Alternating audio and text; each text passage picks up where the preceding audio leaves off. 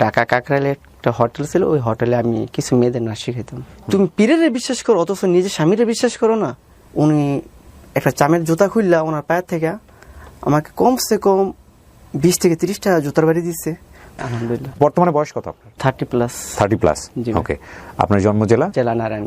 বাবা কি করতো আপনার? আমরা বুঝে হয়ে দেখছি অনেক পরিশ্রমের কাজ করতো, মানে একেবারে দিন মজুর যেটাকে বলে। মজুর যেটা বলা হয়। 4টা ভাই বোন ছিলাম। আপনার পজিশন? 3 নাম্বার। আমি মাদ্রাসায় লেখাপড়া করছিলাম। আচ্ছা। তো মাদ্রাসায় ক্লাস 8-এ যখন উঠছিলাম কিছুদিন লেখাপড়া করছিলাম, তারপর মা বাবার লেখাপড়ার খরচটা চালাতে তাদের একটু কষ্ট হয়েছে, যে কারণে আমি ভাবছিলাম থাক তাদের সংসারে একটু হালটা ধরে ওই হিসাব করে আমি লেখাপড়াটা ছেড়ে দিয়েছি। হালটা কিভাবে ধরছিলেন? আমার আব্বা যেহেতু এত বড় একটা সংসার পরিচালনা করে, দেখে আমি একটু কাজকর্ম করে আব্বাকে একটু সহযোগিতা করতে পারি কিনা। তখন আমাদের মদনপুর একটা নতুন গার্মেন্টস হয়েছে, অনন্ত গার্মেন্টস। ওকে। তো অনন্ত গার্মেন্টসে প্রথম জয়েন করলাম। তো গার্মেন্টস অবস্থায় কি মানে ছোটবেলা থেকে একটা ইচ্ছা ছিল, এর পাশাপাশি নাচ গান ডান্স এগুলো একটা মানে একটু কালচারাল মাইন্ড যেটাকে বলে আমাদের দেশে। হ্যাঁ হ্যাঁ। তো আসলে এর পাশাপাশি ওগুলোও করতাম। ডান্সও করতেন? জি, ডান্স করতাম। আচ্ছা। আর ঢাকা কাকরাইলে একটা হোটেল ছিল, ওই হোটেলে আমি কিছু মেয়েদের নাচ শিখাইতাম। 2006 সাল থেকে ডান্সের সাথে জয়েন হয়েছি। যখন নাকি একটু বুঝতে শিখলাম, আমার বয়স যখন 20 হয়েছে, আমার মানে পার্শ্ববর্তী গ্রামে আমার এক ভাই ছিল, চাচা ছিল। জি। তো চাচাদের বাসায় আমি প্রতিদিন যাওয়া আসা করতাম। আচ্ছা। তো চাচাদের বাসায় ওই মেয়েটা বেড়াইতে আসতো। তো আমাদের চাচাতো ভাইদের মানে বেআইন লাগে, চোখে চোখ রাখি। তখন ভাবতেছি না, সেও আমাকে পছন্দ করে, আমিও তাকে পছন্দ করি। আচ্ছা।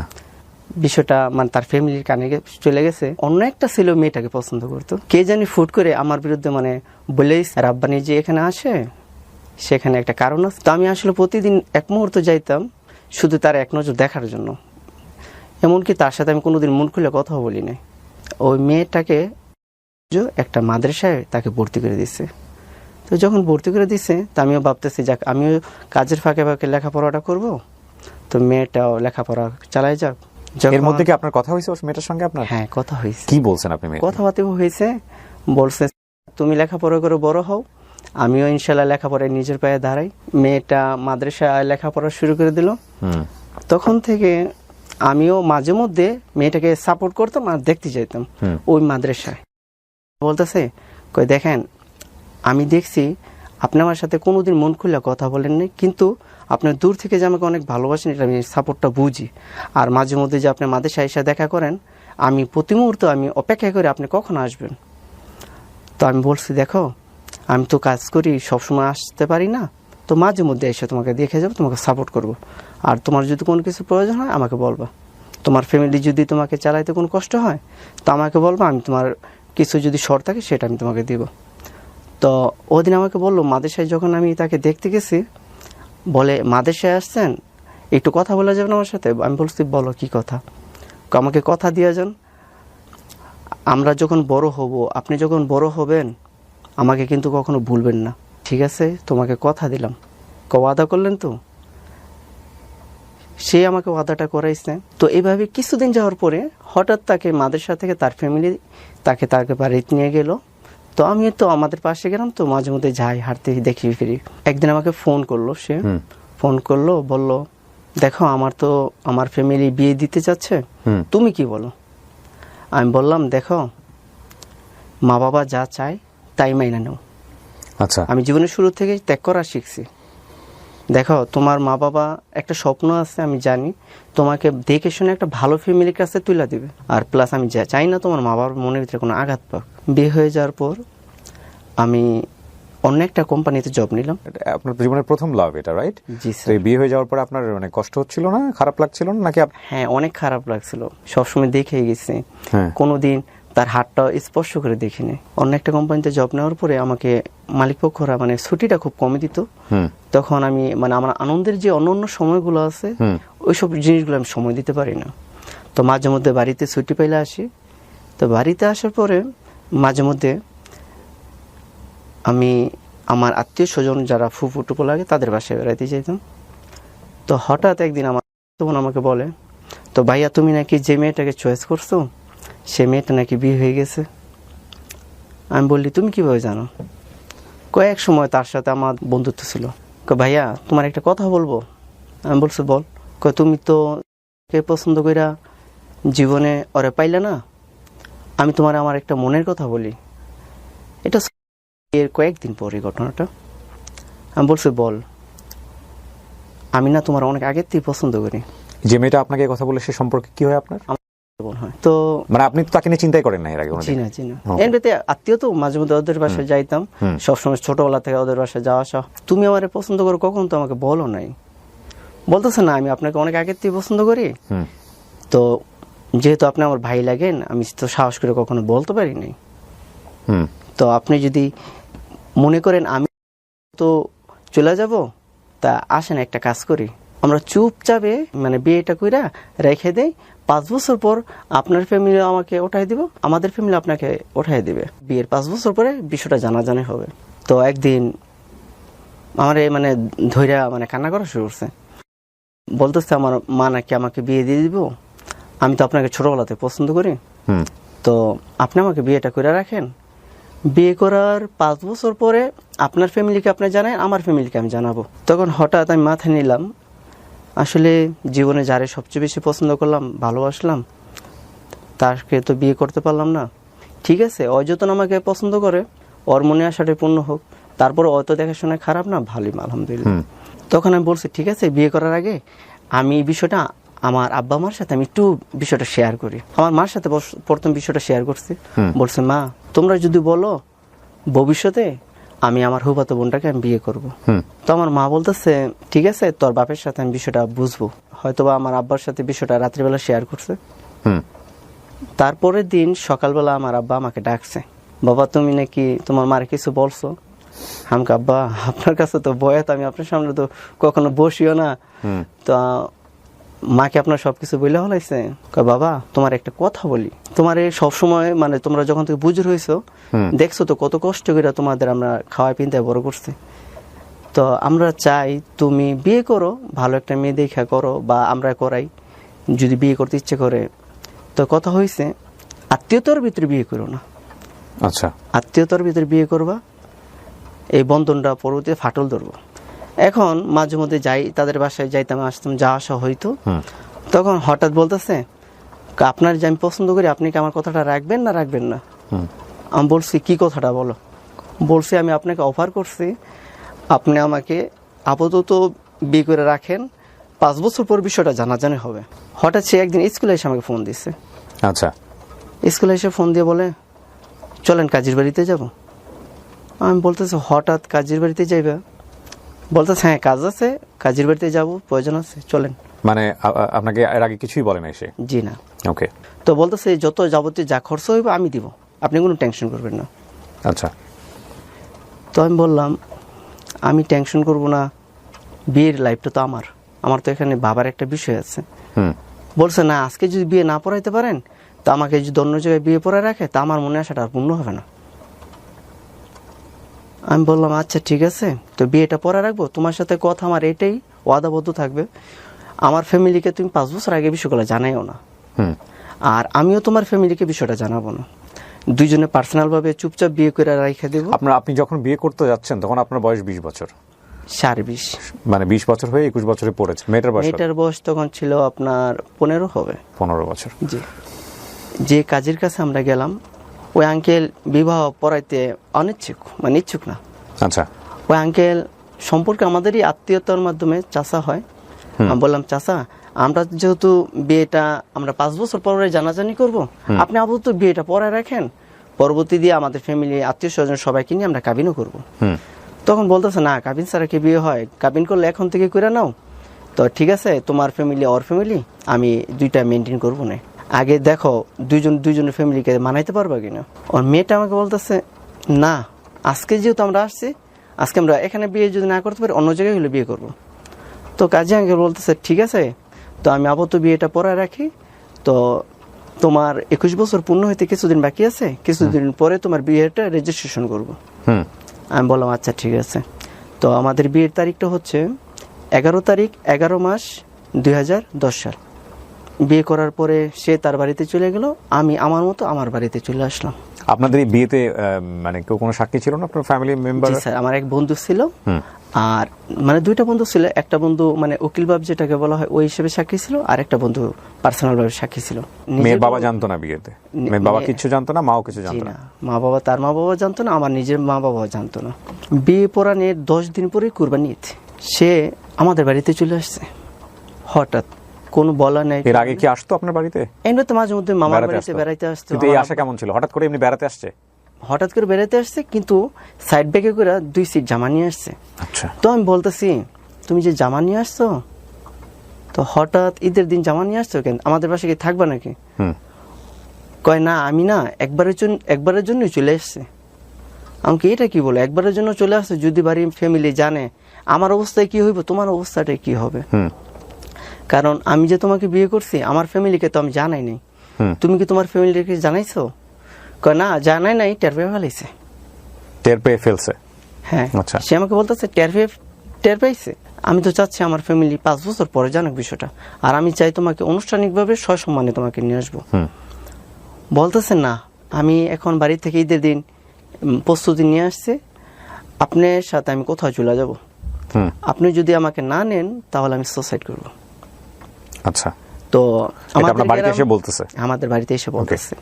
তো আমাদের গ্রাম আর তাদের গ্রাম মানে পার্শ্ববর্তী গ্রাম, যখন বলছে এই যে মেইন রোড পার হয়ে আসছে, যদি আমাকে এখন ফেরাই দেন তো আমি মেইন রোডেই সুসাইড করব।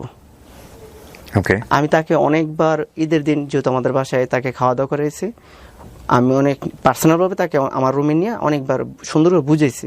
আমাকে দেখো, তুমি এইভাবে পাগলামিটা করো না, যদি এইভাবে পাগলামি করো, আমারও একটা কাজের লাইফ আছে, আমি চাইতেছি নিজের পায়ে দাঁড়াইয়া তোমার সাথে আমি মানে ভালোভাবে ঘর বাঁধবো। সে বলতেছে না, আমার কথা একটা, আমি যেটা বলবো সেটাই করবো, নয়তো আমি সুসাইড করব। হঠাৎ মাথায় আসলো, আমার বড় ভাই বিয়ে করার পরে উনি মিরপুর থাকতো, মিরপুর 10-এ শেওড়াপাড়া, ওইখানে থাকতো। আমি তাকে নিয়ে ঈদের দিন ওই মিরপুর চলে গেলাম। আচ্ছা। তো ভাবি তো ওকে চিনে ভালো কইরা, তো ভাবি মনে করছে তাকে নিয়ে আমি ভাবির পাশে বেড়াইতে আসছে। তো ভাবি বলতেছে, কিরে ভালো আছোস? আমাকে হ ভাবি ভালো আছি। কয় মানে আমার ওয়াইফের নাম তো, বলতেছে তুই একবার বউ সাজা নিয়ে আইসস, কর যে বউর মতন দেখা যায়। আমি কই ভাবি, তোমার সাথে বিষয়টা আমি খুইলা বলতেছি, আগে পানি দাও, পানি খেয়ে নি। তো আজকে সত্য কথাটা বলে দিই, হয়তো বা কি সাথে কি হয়ে গেছে আমি বুঝতে পারতেছি না। তো আমরা চুপচাপে বিয়ে করে রাখছি, চাচ্ছিলাম তোমাদের জানায় শোনা 5 বছর পরে আনুষ্ঠানিকভাবে আমরা বিষয়টা তাকে ওঠায় নিয়ে আসবো। এখন ভাবি, সে তো আমাকে চাপ দিয়ে আজকে তোমাদের বাড়িতে নিয়ে এসে পড়ছে। এখন আমার ফ্যামিলি যদি, আমার বাবা যে রাগী মানুষ, খুব সহজ সরল, খুব রাগীও, উনি যদি জানে আমি বিয়ে করে ফেলেছি, এখন হঠাৎ ভাবি আমাকে মাইরেই ফেলাইবা, আমার তুমি সামলাও যেভাবে পারো। তো ভাবি আবার আমার ভাইকে ফোন দিল, বলতেছে তুমি কোথায়? আমি বাইরে আছি। তোমার ছোট ভাই আসছে, সাথে শান্তা আসছে, তো তুমি যেখানে আসো বাড়িতে আসো। তো ভাইয়া যখন বাড়িতে আসছে, ভাবি ভাইয়ের সাথে বিষয়টা শেয়ার করলো, বলল দেখো হয়তো এই কাজটা করে ফেলাইছে, এখন কি করা যায়? এখন ভাই বলছে, ঠিক আছে, ছোট ভাই যেহেতু ভুল করে ফেলাইছে, যেভাবে সমাধান করা লাগে সেভাবে সমাধান করব। বিয়ের কতদিন পরে ঘটনা এটা? বিয়ের 10 দিন পর। মাত্র 10 দিন? যেখানে 5 বছরের কমিটমেন্ট ছিল, সেখানে 10 দিনের দিন সে আমার বাড়িতে উঠে গেছে স্যার। আপনার দোষগুলো বললেন? জি জি, যেগুলো একপাক্ষিক বক্তব্য, তো এগুলো তো দেখা যায় শুধুমাত্র যে অপর পক্ষের দোষ আসে। হ্যাঁ, আপনি নিজের দোষগুলো বলেন, কোনো কিছু লুকাই না, ঠিক আছে? হ্যাঁ, সব সময় নিজের অপরাধ। আর এখানে একটা জিনিস মনে রাখবেন, আমাদের ডিসক্লেমারে কিন্তু স্পষ্টভাবে বলে দেওয়া আছে, যে কোনো লাইফ স্টোরিতে যে কোনো একজন বক্তব্য দিচ্ছে মানে এটা একপাক্ষিক বক্তব্য, সুতরাং এই বক্তব্যকে কোনোভাবে এভিডেন্ট হিসেবে নেওয়া যাবে না। এবং যখন কোনো একজন মানুষ, আমি যদি আমার নিজের লাইফ স্টোরি বলি, দেখবেন যে আমি আমাকেই হিরো বানানোর চেষ্টা করবো, আর আমার জীবনে কোনো দোষ নাই, সব দোষ আমার সারাউন্ডিং এর। বিষয়টা এরকমই হয় গল্প বলার ক্ষেত্রে, বাট সেদিক থেকে এটাকে সম্পূর্ণ নিউট্রাল স্টোরি বলা যাবে না, কখনোই সেটা সম্ভব না। জি বলেন। তারপরে তো ভাইয়া যে ফ্ল্যাট বাসাটায় থাকতো, ওই ফ্ল্যাট বাসাটা ভাইয়া দেখাশোনা করতো। ভাইয়া ওই ফ্ল্যাট বাড়িটার দেখাশোনার দায়িত্বে ছিলেন। তো ওই ফ্ল্যাট বাড়িটা প্রায় 11 তলা ছিল।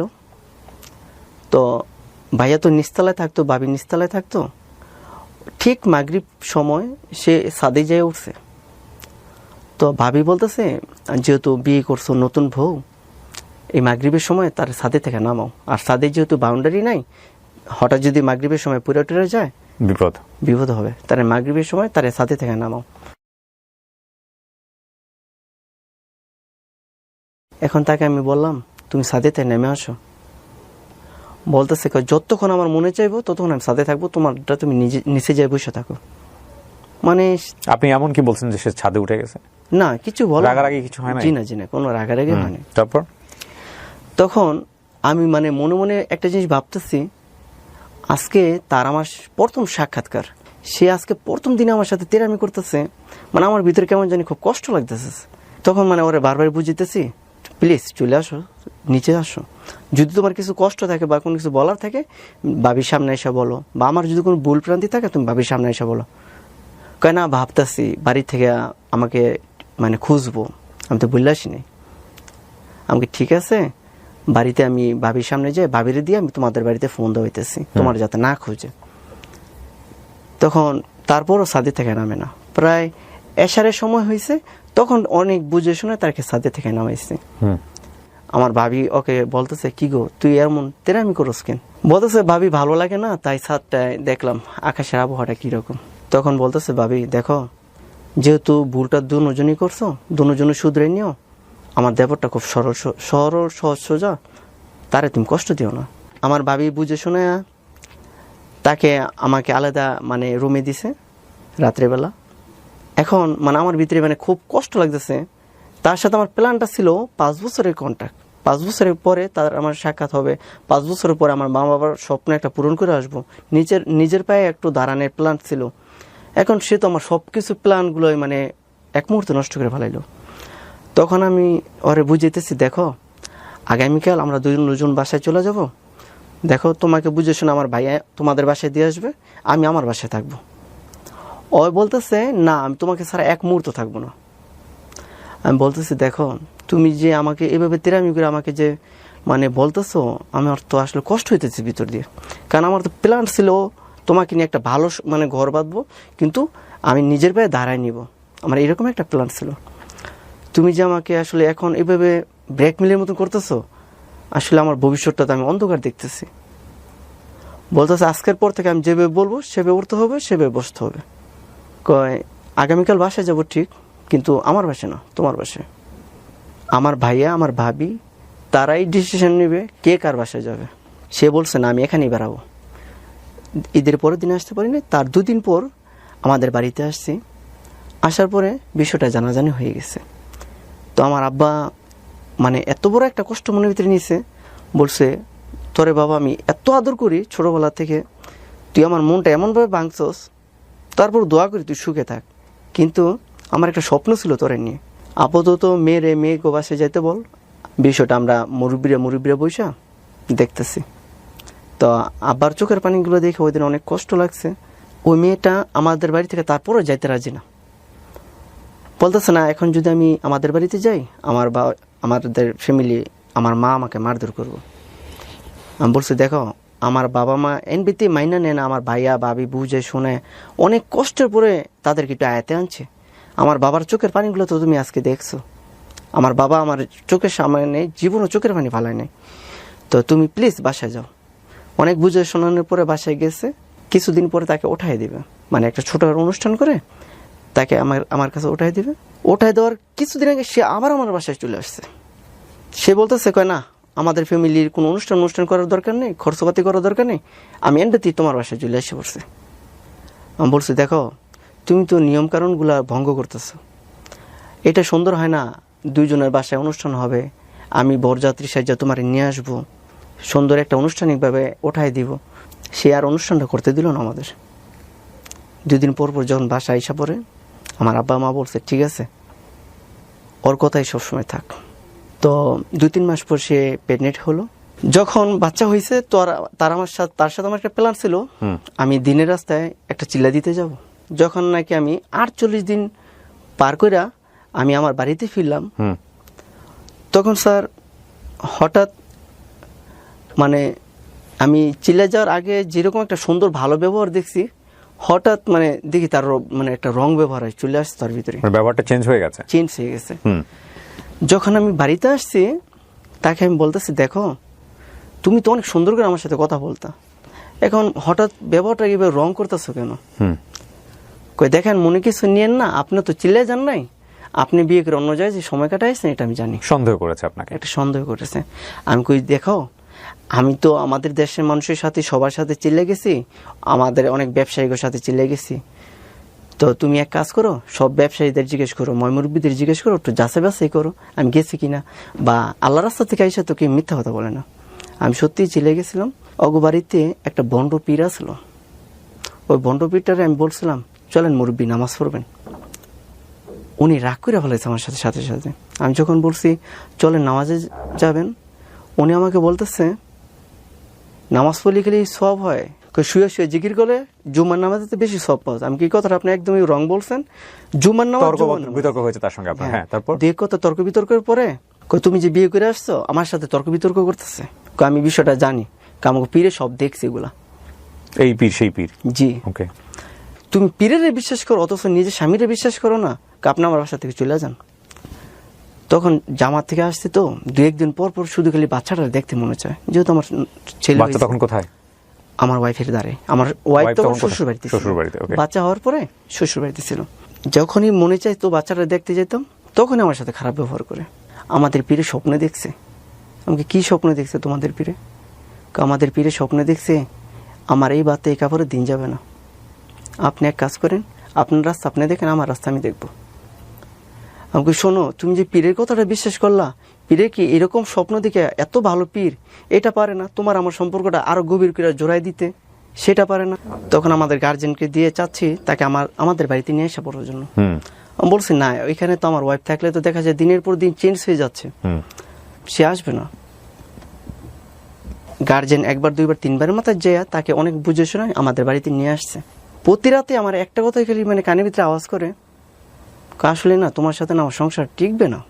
আগে যদি তার সময় একটু কম দিতাম, তখন থেকে আমি সময় তার বেশি দিতাম। আমার বাচ্চা হওয়ার পর থেকে তুমি যা চাইবে তুমি তাই পাবে, তুমি বাচ্চাটার মুখের দিকে তাকায় সংসারটা যাতে না ভাঙে ওই দিকে একটু খেয়াল রাখো প্লিজ।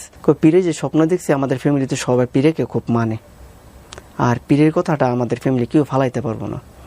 সে আমার সাথে যখন কথাগুলো শেয়ার করতো, তখন আমি বলছি দেখো, এই যে একটা মাসুম বাচ্চার দিকে তাকাও, তুমিও স্বামী পাইবা, আমিও ওয়াইফ পাবো, কিন্তু এই বাচ্চাটা যখন এতিম হয়ে যাবে, তখন এই বাচ্চাটার মধ্যে মাথায় হাত বোলানোর মতন মা থাকবে না, বাবাও থাকবে না।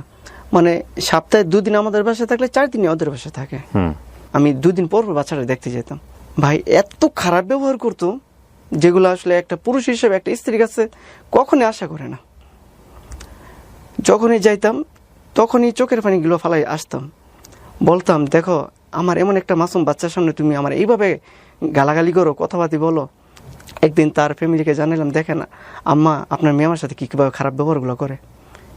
কমই করে, বলতেছে তোমারে যাইতে বলছে। ভাষা হয়েছে আমাদেরই সম্পর্কে, আত্মীয়তার ভিতরে আমার এক চাচু লাগে, উনি একটু প্রভাবশীল মানুষ। আপনাকে যেতে বলছে? আপনার স্ত্রী বলেছে? আমার স্ত্রী বলছে।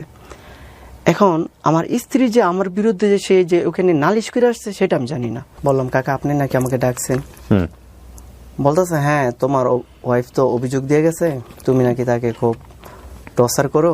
আমি বলছি না কাকা, এটা তো মিথ্যা অভিযোগ দিয়ে গেছে। ঠিক আছে, তোমার আব্বা আম্মুরে আর ওর আব্বা আম্মুরে দুজন রে, তোমাদের ফ্যামিলি মুরব্বীদেরকে একান্ন করে আমাকে ডাকবা। তখন ডাইকা সব জিজ্ঞেস করছে, তোমার মেয়েরা নাকি খুব টর্চারিং করে, তো ওর মেয়ে তো আমার কাছে এসে বিচার দিয়ে গেছে, এখন কোনটা সত্য মিথ্যা এই জিনিসটা যাচাই করার জন্য তোমাদের দোনো পক্ষকে ডাকা হয়েছে। চাচু অনেক ভালো, তো আমাকে ডাক দিয়ে বলতেছে এই নাও তোমাকে দিলাম 5,000, মেয়েকে দিলাম 5,000, এই যে আমি আজকে বিচার করলাম, উভয় পক্ষ 2জনকে 10,000 টাকা দিলাম, 2 ফ্যামিলি 2জনকে দাওয়াত করে আইন না, দোনো ফ্যামিলি খাওয়া দাওয়া করে সুন্দরভাবে মিলমিশভাবে খুব সুন্দরভাবে চলবা। তো চাচুর বিচারগুলো খুব সুন্দর। তখন আমরা দোনো ফ্যামিলিকে দাওয়াত করে আবার খাওয়াইলাম। খাওয়ানোর 2-4 দিন পরে ওই চাচুর কাছে কাকার কাছে আমার ওয়াইফ যে আবার বিচারে দিছে, বলতেছে তোমার যাইতে বলছে, তুমি দেখা করবা। বলতেছে কাকা কয়েকদিন আগে আমাদের বিচার আচার করলো, তারপরে খুশিয়া তোমাকে আমাকে 10,000 টাকা দিল, আজকে আবার কেন যেতে বলছে? আমার মনে হইতে খুব খুব খারাপ লাগতেছে, কাকা কেন আমাকে যেতে বললো? সে উল্টাপাল্টা কি বললে আসলো কাকার কাছে যায়। আমি যখন কাকার বাসায় গেছি, দেখি উনি একটু বিজি কাজ করতেছে উনি বাসায়। বললাম কাকা আপনি নাকি আমাকে আসতে বলছেন? তো ওনার সামনে যখন আমি যা দাঁড়াইছি, উনি একটা চামের জুতা খুললা ওনার পায়ের থেকে আমাকে কমসে কম 20 থেকে 30টা জুতার বাড়ি দিচ্ছে, কোনো জিজ্ঞেস করলো না। আমি না মানে জুতার বাড়িগুলো খাইয়া মানে অকর্মা ঠকে গেলাম সবার সামনে? আশ্চর্য, মানে ওনার বাড়ির ফ্যামিলি মেম্বারদের সামনে, সবার সামনে যখন জুতা দিয়ে বাইরে এলো না, আমি মানে আশ্চর্য গেলাম। বললাম কাকা আপনি তো আমার অনেক আদর করেন ছোটবেলার থেকে, ডাক খোঁজ দেন, কাকা আপনি আমার মারলেন কারণটা কি? কয়েকদিন আগে তোর বিচার আচার করে তোকে 10,000 টাকা দিলাম, দোনো পক্ষের দাওয়াত করে খাওয়াবি, আবার ওয়াইফরে কেন কষ্ট দিস? তখন আমি বলছি কাকা আপনি যে আমার জুতা দিয়ে এতগুলো বাড়ি দিচ্ছেন, আমার মনের ভিতরে কাকা কোনো কষ্ট নেই, কিন্তু আমার একটা কষ্ট কাকা, আমার জানতে ইচ্ছে করতেছে কেন আমারে মারছেন। তখন বলতেছে তোর ওয়াইফরে নাকি তুই খাওয়া পিন্তার কষ্ট দিস, এই অভিযোগটা আমার কানে দিয়ে গেছে। আমি বলছিলাম কাকা আপনি উভয় পক্ষ দুজন থেকে যাচাই করে তারপর বাড়িটা দিলে আমার গায়ে লাগলে না। তো উনি আবার আমার পরবর্তী দিয়ে আমাকে মাথা হাত বলে দিয়ে বলতেছে ঠিক আছে তোর ওয়াইফের কথা শুন না, কাজের ব্যস্ততার মাঝে মাথাটা ঠিক ছিল না, তোরা ডাইকাই না তোর জুতাদা বাড়িগুলা দিলাম। পরবর্তী বলতেছে তুমি এইগুলা কেন চাষের কাছে মিথ্যা কথা বলে আমাকে জুতাদা বাড়ি খাওয়াইছো, তুমি আপোষ আমাকে ছাড়ো না, আমার তো তোমার সাথে তো পোল্ট্রি লুতি হইব। আমি এইভাবে মানুষের দিয়ে অপমান করাইবা, মানুষের দিয়ে জুতার বাড়ি খাওয়াইবা, আমি কি অপরাধ করছি? আমি তো তোমার দিন রাত বুঝাইতেছি আমার সন্তানটা এতিম হয়ে যাবে দেখে তোমার কাছে আমি সবসময় ছোট হয়ে থাকি, আর তুমি আজকে এলাকার একটা মান্যগণ্য ব্যক্তির দিয়ে এইভাবে আমার অপমান করাটা তোমার একদম ঠিক হয়নি। তারপরও সন্তানটার দিকে তাকায় ভাইয়া আমি সবকিছু মাইনা নিই। আমার আব্বা বলছে যত কষ্টই বাচ্চাটার কোনো জিনিস যাতে এতিম না হয় ওদিক সবসময় ফলো করবি। এই ঝগড়ার পর থেকে আমি একটু কম যাই তাদের বাসায়। তো একদিন আমার ছেলেকে আমি রাত্রিবেলা দেখতে গেছি, সে এমন মানে নোংরা ভাষায় কথাবার্তাগুলো বলতেছে, জঘন্য ভাষায়। আমার মা বাবার তুলে যখন আমার গালি দিছে আমি নিজের স্যার তখন মানাইতে পারিনি। তখন বলতেছে লজ্জা শরম থাকলে আর কোনো দিন তুই আমার দরজাতে আসবি না। আমি বলছি দেখো লজ্জা শরম যদি আল্লাহ পাক আমার দিয়ে থাকে আর কোনো দিন তোমার দুয়ারে আমি আসবো না। সে আমার বলতেছে কালকে সকালবেলার ভিতরে তোর আমি তালাক লেটার পাঠাই দেবো, তুই কখনো আমার বাসায় আসবি না, কালকে সকালে তোমার দিতে হবে না কষ্ট করে, আজকে রাত্রির ভিতরে আমি তোমাকে তালাকনামা দিব। আমি ওই রাত্রির ভিতরে তালাকনামা লেটার লিখলাম, তার অপমান সহ্য না করে। কাজী অফিস থেকে আপনি নিজে দিচ্ছেন? জি, কাজী অফিস থেকে কোর্টে থেকে পাশ করাই না, পরবর্তী দিন তালাকনামার লেটার পাঠাই দিচ্ছে তার কাছে। তালাক দেওয়ার 12 দিন পরে মানে আমার নিজের থেকে আমি উদ্যোগ নিচ্ছি, সে আপুস বসতেছে না, তালাক পেপার সে যেহেতু গ্রহণ করছে, আমি নিজের টেনশন কমানোর জন্য অন্য একটা মেয়ে নিয়ে আমি নিজের লাইফটাকে সাজাবো, তার আশা আমি বাধা দিব। তার তালাক আমি তাকে তালাক দেওয়ার 12 দিন পরে আমি নোয়াখালীতে গেছি, মানে ওইখানে আমার আত্মীয় নিয়ে গেছি, আমার বড় ফুপুকে নিয়ে গেছি। বলছে ফুপু নোয়াখালী বেড়াইতেও যাবো এক আত্মীয়র বাসায়, ওইখানে একটা মেয়ের কথাবার্তা শুনছি, তো ওইখানে যদি মেয়েটা পছন্দ হয় আমি বিয়ে করে ডাইরেক্ট বাড়িতে নিয়ে আসবো, তার যে প্রাপ্ত তার আমি দিয়ে দিব, কিন্তু আমার নিজের জীবনটা আমি সাজাবো, তার জন্য উপরে কষ্ট করে আমি নিজের জীবনটা নষ্ট করতে চাই না। তালাক দেওয়ার 12 দিন পরে আমি যখন বেড়াইতে গেছি নোয়াখালী, বেড়াইতে যাই যে ফ্যামিলির মেয়েটাকে আমি দেখা চয়েস করছি, ওই ফ্যামিলির মেয়েটা আমাকে দেখে চয়েস করছে। আর ওই ফ্যামিলির মেয়ের মা বাবার একটা ইচ্ছা ছিল ঢাকার ছেলের কাছে তার মেয়ে বিয়ে দিবে, ওইখানে বিয়ে পড়াইলাম। যেদিন দেখতে গেছি তার আপনি আপনার প্রথম স্ত্রীকে তালাক দেওয়ার কতদিন পরে বিয়ে করেন? 12 দিন পরে স্যার। তালাক তো অ্যাক্টিভই হয় নাই? জি, এখন আসলে এই বিষয়টা আমি আবার জানি না, আপনি জানেন না, মানে 3 মাস সময় লাগে অ্যাক্টিভ হইতে। 3 মাস 13 দিন। আচ্ছা, এখানে খুব সেনসিটিভ একটা স্টোরি আজকে আসতেছে, কয়েকটা বিষয় খেয়াল করবেন। একটা হচ্ছে তালাক যে অ্যাক্টিভ হয়নি, এটা একটা প্রথম কথা। দ্বিতীয় বিষয়টা হচ্ছে যে উনি তখনও ইমোশনের মধ্যে আছে, তালাকটা দিয়েছে উনি কিন্তু মানে এক ধরনের কষ্ট পেয়ে রাগ করে, জি স্যার, এবং সেই রাগ থেকে আরেকটা বিয়ে করতেছে। এগুলো খুব গুরুত্বপূর্ণ এবং এগুলা পয়েন্টগুলো ট্রিক করার চেষ্টা করবেন, দেখেন কি হয় সামনের দিকে। হ্যাঁ, তারপর সম্পূর্ণ এই বিষয়গুলা আমার লাইফ স্টোরিগুলা আমি দ্বিতীয় ওয়াইফ যাকে বিয়ে করি, ওনাকে কি জানাইছেন আপনি বিয়ের আগে? হ্যাঁ, আমি সব মানে তার সাথে যেদিন দেখতে গেছি এর সম্পূর্ণ লাইফ স্টোরিগুলা কি কি হয়েছে না হয়েছে আমি সম্পূর্ণ বিস্তারিত খুলে বললাম। ও মেয়ের আম্মুকে বলতেছে মা উনি না অনেক ভালো, ওনাকে আমি বিয়ে বসবই, যত কিছু হয়েছে যত জর্তুফান আসুক আমি এগুলো মেনে নিব। তখন মানে ওর ফ্যামিলি আমার কাছে বিয়ে দেওয়ার জন্য খুবই একমত। তো বিয়ে করে ফেললেন? জি, 12 দিনের মাথায় আমি তাকে বিয়ে করে ফেললাম। ওকে। বিয়ে করার পরে 4 দিন ওই নোয়াখালীতে আমি ছিলাম। তো আমি 4 দিনে আমি বাকি জনম যতদিন আল্লাহ পাক আমাকে বাঁচা রাখে, এই 4 দিনের ভালোবাসা তাদের আমি ভুলবো না। সত্যিকারের মন সত্য, সত্যিকারের ভালো মানুষ ওই মেয়েটার ভিতরে, আমার দ্বিতীয় ওয়াইফের ভিতরে আমার জীবনের ভালো নারীদের একটা মন সত্য জিনিসটা তার ভিতরে আমি পাইছি। ওই 4 দিন জি। তারপর ওদের বাসায় বললে আসলাম, দেখো আমি একটু বাড়িতে যাই, ওই বাড়ির একটু জায়জামালাগুলো শেষ করে আনুষ্ঠানিকভাবে তোমাদেরকে আমি বাড়িতে নিয়ে যাব। যখন আমি আসছি, আসার কয়েকদিন পরে বলতেছে আমার প্রথম ওয়াইফ এটা নালিশে বসবে। হ্যাঁ ঠিক আছে, ভেরি গুড, নালিশে বসো, তোমার যে প্রাপ্ত দেনমোহর আমি সেটা দিয়ে দিব। এখন বলতেছে 7 লক্ষ টাকা দিতে হবে। আমি বলছি না, আমার তো দেনমোহর তো মাত্র 60,000 টাকা, তো যেটা প্রাপ্ত সেটা দিন। তখন আমি আবার কি স্যার ব্যবসা বাণিজ্য কইরা মানে নিজের ভবিষ্যৎ কিছু করার জন্য ব্যাংকে আমি প্রায় 3 লাখ 3.5 লাখ টাকার মতো টাকা জমাইছিলাম।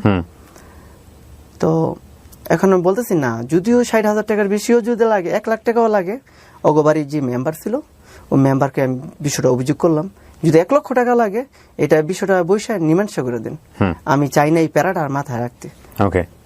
এখন মেম্বার সাহেব বলতেছে না এই টাকা হবে না, তো সে তো তোর বিরুদ্ধে মামলা করবো, মামলায় যা রায় হবে সেটাই মাথা পাইতে নিতে হবে।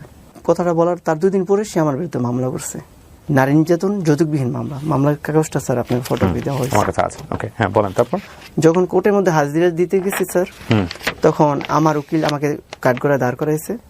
আমার উকিল শুধু একটা কথাই বলছে, তুমি ম্যাজিস্ট্রেটে বলবা তোমার ওয়াইফকে তুমি ভাত খাওয়াইবা। আমি বলছি ঠিক আছে, আপনারা যেভাবে বলছেন আমি সেভাবে বলবো, আমি তাকে ভাত খাওয়াবো, কারণ আমি তো রাগের বছর তাকে তালাক দিচ্ছি। তখন তার উকিল বলতেছে ওকে আমি শারীরিকভাবে অনেক নির্যাতন করি, ওরে অনেক মারধর করি, অনেক টর্চার করি। তো এইরকম একটা কাঠগড়ে আমাদের এইরকম তর্ক বিতর্ক চলতেছে।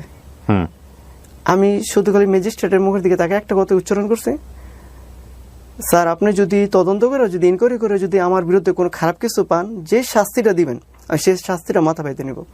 একটা কথাই উচ্চারণ করলো, বললো তুমি কি তোমার ওয়াইফ নিয়ে সন্তান নিয়ে কি সংসার করতে ইচ্ছুক আছো?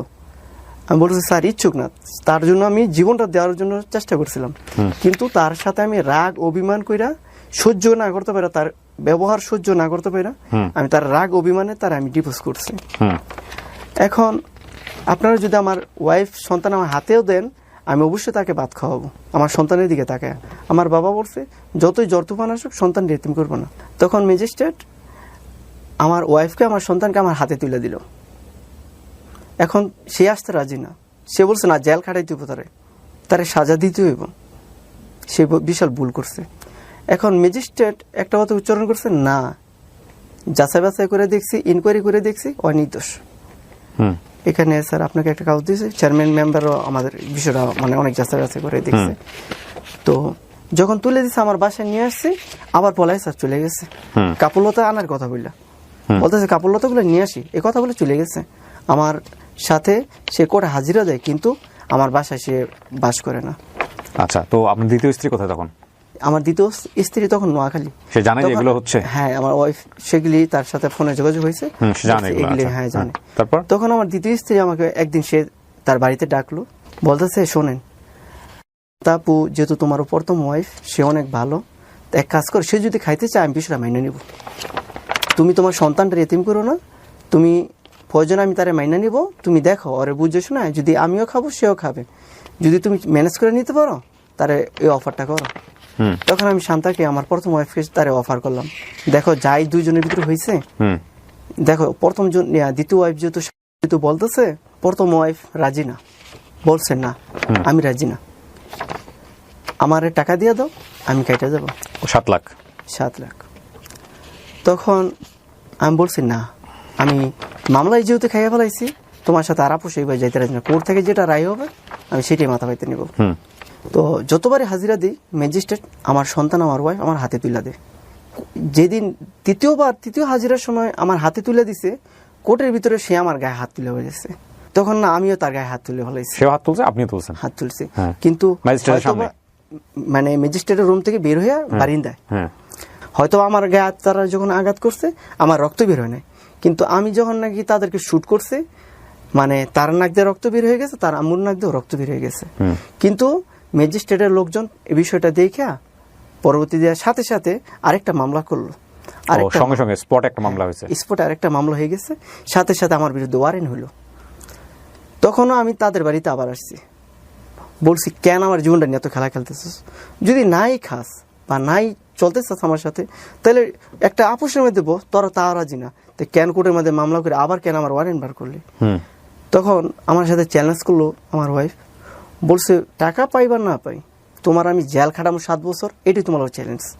আমি তোমার চ্যালেঞ্জ গ্রহণ করলাম, একদিন জেল খাটবো না, এটা আমার চ্যালেঞ্জ। ওয়ারেন্ট হয়ে গেলে আপনি কি করলেন? তখন আমার বাড়িতেই আমি বাস করতেছি। আচ্ছা, ওয়ারেন্ট হলো তো আপনাকে সাথে সাথে ওয়ারেন্ট হলো তো সাথে সাথে অ্যারেস্ট করে নেই। আচ্ছা, পুলিশ যখন আমাদের বাড়িতে আসছে তখন হয়তো আমি বাড়ির বাইরে ছিলাম, আমাকে পায় নাই, ওই দিন চলে গেছে। তারপরের দিন শুক্রবার দিন যখন সকাল সময় আমার আব্বা দোকানে গেছে, তখন আব্বা আর আমি দুইজনে মিলে মতি দোকান চালাই। দুপুরবেলা জুমার নামাজ পড়ে আসছে, উনি খাওয়া দাওয়া করবে, তো ওই সময় পুলিশ আইসা মানে আমার আব্বার এই মামাতো ভাই সাথে আসছে, আমার আব্বাকে ধরাই দেওয়ার জন্য পুলিশের কাছে। তো মামলার আসামি আপনার বাবাও ছিল? আমার বাবা। মানে ওখানে হাতাহাতি আপনিও করছেন, আপনার বাবাও করছে? না, ওনারা এখন হাতাহাতি করেন। আমার আব্বার কথা হয়েছে, ঠিক আছে আমি খানাটা খাইতে বসি, খানাটা খাই, আমার যে মামা শ্বশুর সম্পর্কে আমার এই আব্বার ভাই হয়, বলছে না খানা খাওয়ার কোনো সময় দেওয়া যাবে না। তখন পুলিশ সাথে সাথে অ্যারেস্ট করে আমার আব্বাকে ওই দিন রাত্রে, টাইমে ওই দিন আমি বাসায়। আচ্ছা, যখন নাকি আমার বাবা দোকানে, মানে দোকান থেকে আমাদের বাসা। ও আচ্ছা আচ্ছা, আপনার বাবা কোথায় ছিল? আমার বাবা দোকানে ছিল। আর দোকান থেকে অ্যারেস্ট করছে? জি, দোকান থেকে অ্যারেস্ট করছে। আর আপনি তখন বাসা থেকে খবর পেয়ে পালিয়ে গেছেন? আমি বাসা থেকে মানে খবর পেয়ে পাশের বাসায় ছিলাম। এখানে একটা বিষয় আমি বারবার বলি আপনাদেরকে, আমি আবারও বলছি, এটা একপাক্ষিক বক্তব্য। যাকে নিয়ে যেভাবে বক্তব্য দেওয়া হচ্ছে, সেই ব্যক্তি যদি এখানে উপস্থিত থাকতেন তাহলে অবশ্যই বক্তব্য অন্যরকম হতো। সুতরাং একপাক্ষিক বক্তব্যকে কোনোভাবে এভিডেন্স হিসেবে নেওয়া যাবে না। আর এই জন্যেই আমরা উনি যাকে নিয়ে বক্তব্য দিচ্ছেন তার পরিচয় সমস্ত কিছু আমরা এখানে গোপন করছি। আমাদের এখানে মূল টার্গেটটা কি? আমাদের এখানে মূল টার্গেটটা হচ্ছে ওনাকে জাজমেন্টে নেয় না, ওনার জীবনে যে ঘটনাগুলো ঘটেছে সেখান থেকে যদি সেলফ লার্নিং মানে নিজেদের শেখার কোনো কিছু বিষয় থাকে সেই বিষয়টাকে আমরা ফাইন্ড আউট করব। সুতরাং এই বক্তব্য বা এই স্টোরি কোনোভাবেই জাস্টিফিকেশনে নেওয়ার সুযোগ নাই। উনি যেটা বলতেছে সেটা 100% সত্য, সেটা আমরা দাবিও করছি না। তখন আমি জানতে পারলাম আমার আব্বাকে দোকান থেকে ধরে নিয়ে গেছে। তখন স্যার দিনটা ছিল শুক্রবার, আমি রবিবার দিন আব্বাকে আমি থানায় দেখতে যাই, মানে থানা থেকে জেলখানায়, আমাদের নারায়ণগঞ্জ জেলখানায় ওনাকে প্রেরণ করে দিয়েছে। তো নারায়ণগঞ্জ জেলখানা রবিবার দিন দেখতে গিয়ে যখন গেছি, তখন আমার নামটা আমি চেঞ্জ করে গেছি। তো আমার নাম রাব্বানী রহমান আকাশ, আমি শুধু আকাশ নামে পরিচয় গেছি। তো আব্বা যখন দেখছি জেলখানায়, আমার আব্বার শুধু খালি চোখের পানিগুলো আমি দেখছি। আমি বলছি আব্বা যত টাকা লাগে আমি কালকের ভিতরে আপনার জামিন দেবো, আপনি চোখের পানি ফেলেন না। বলতেছে কয় আসলে তুই তো অনেক ভালোবাসার মানুষ রে, আসলে তুই কেন আমার দেখতে আসছিস?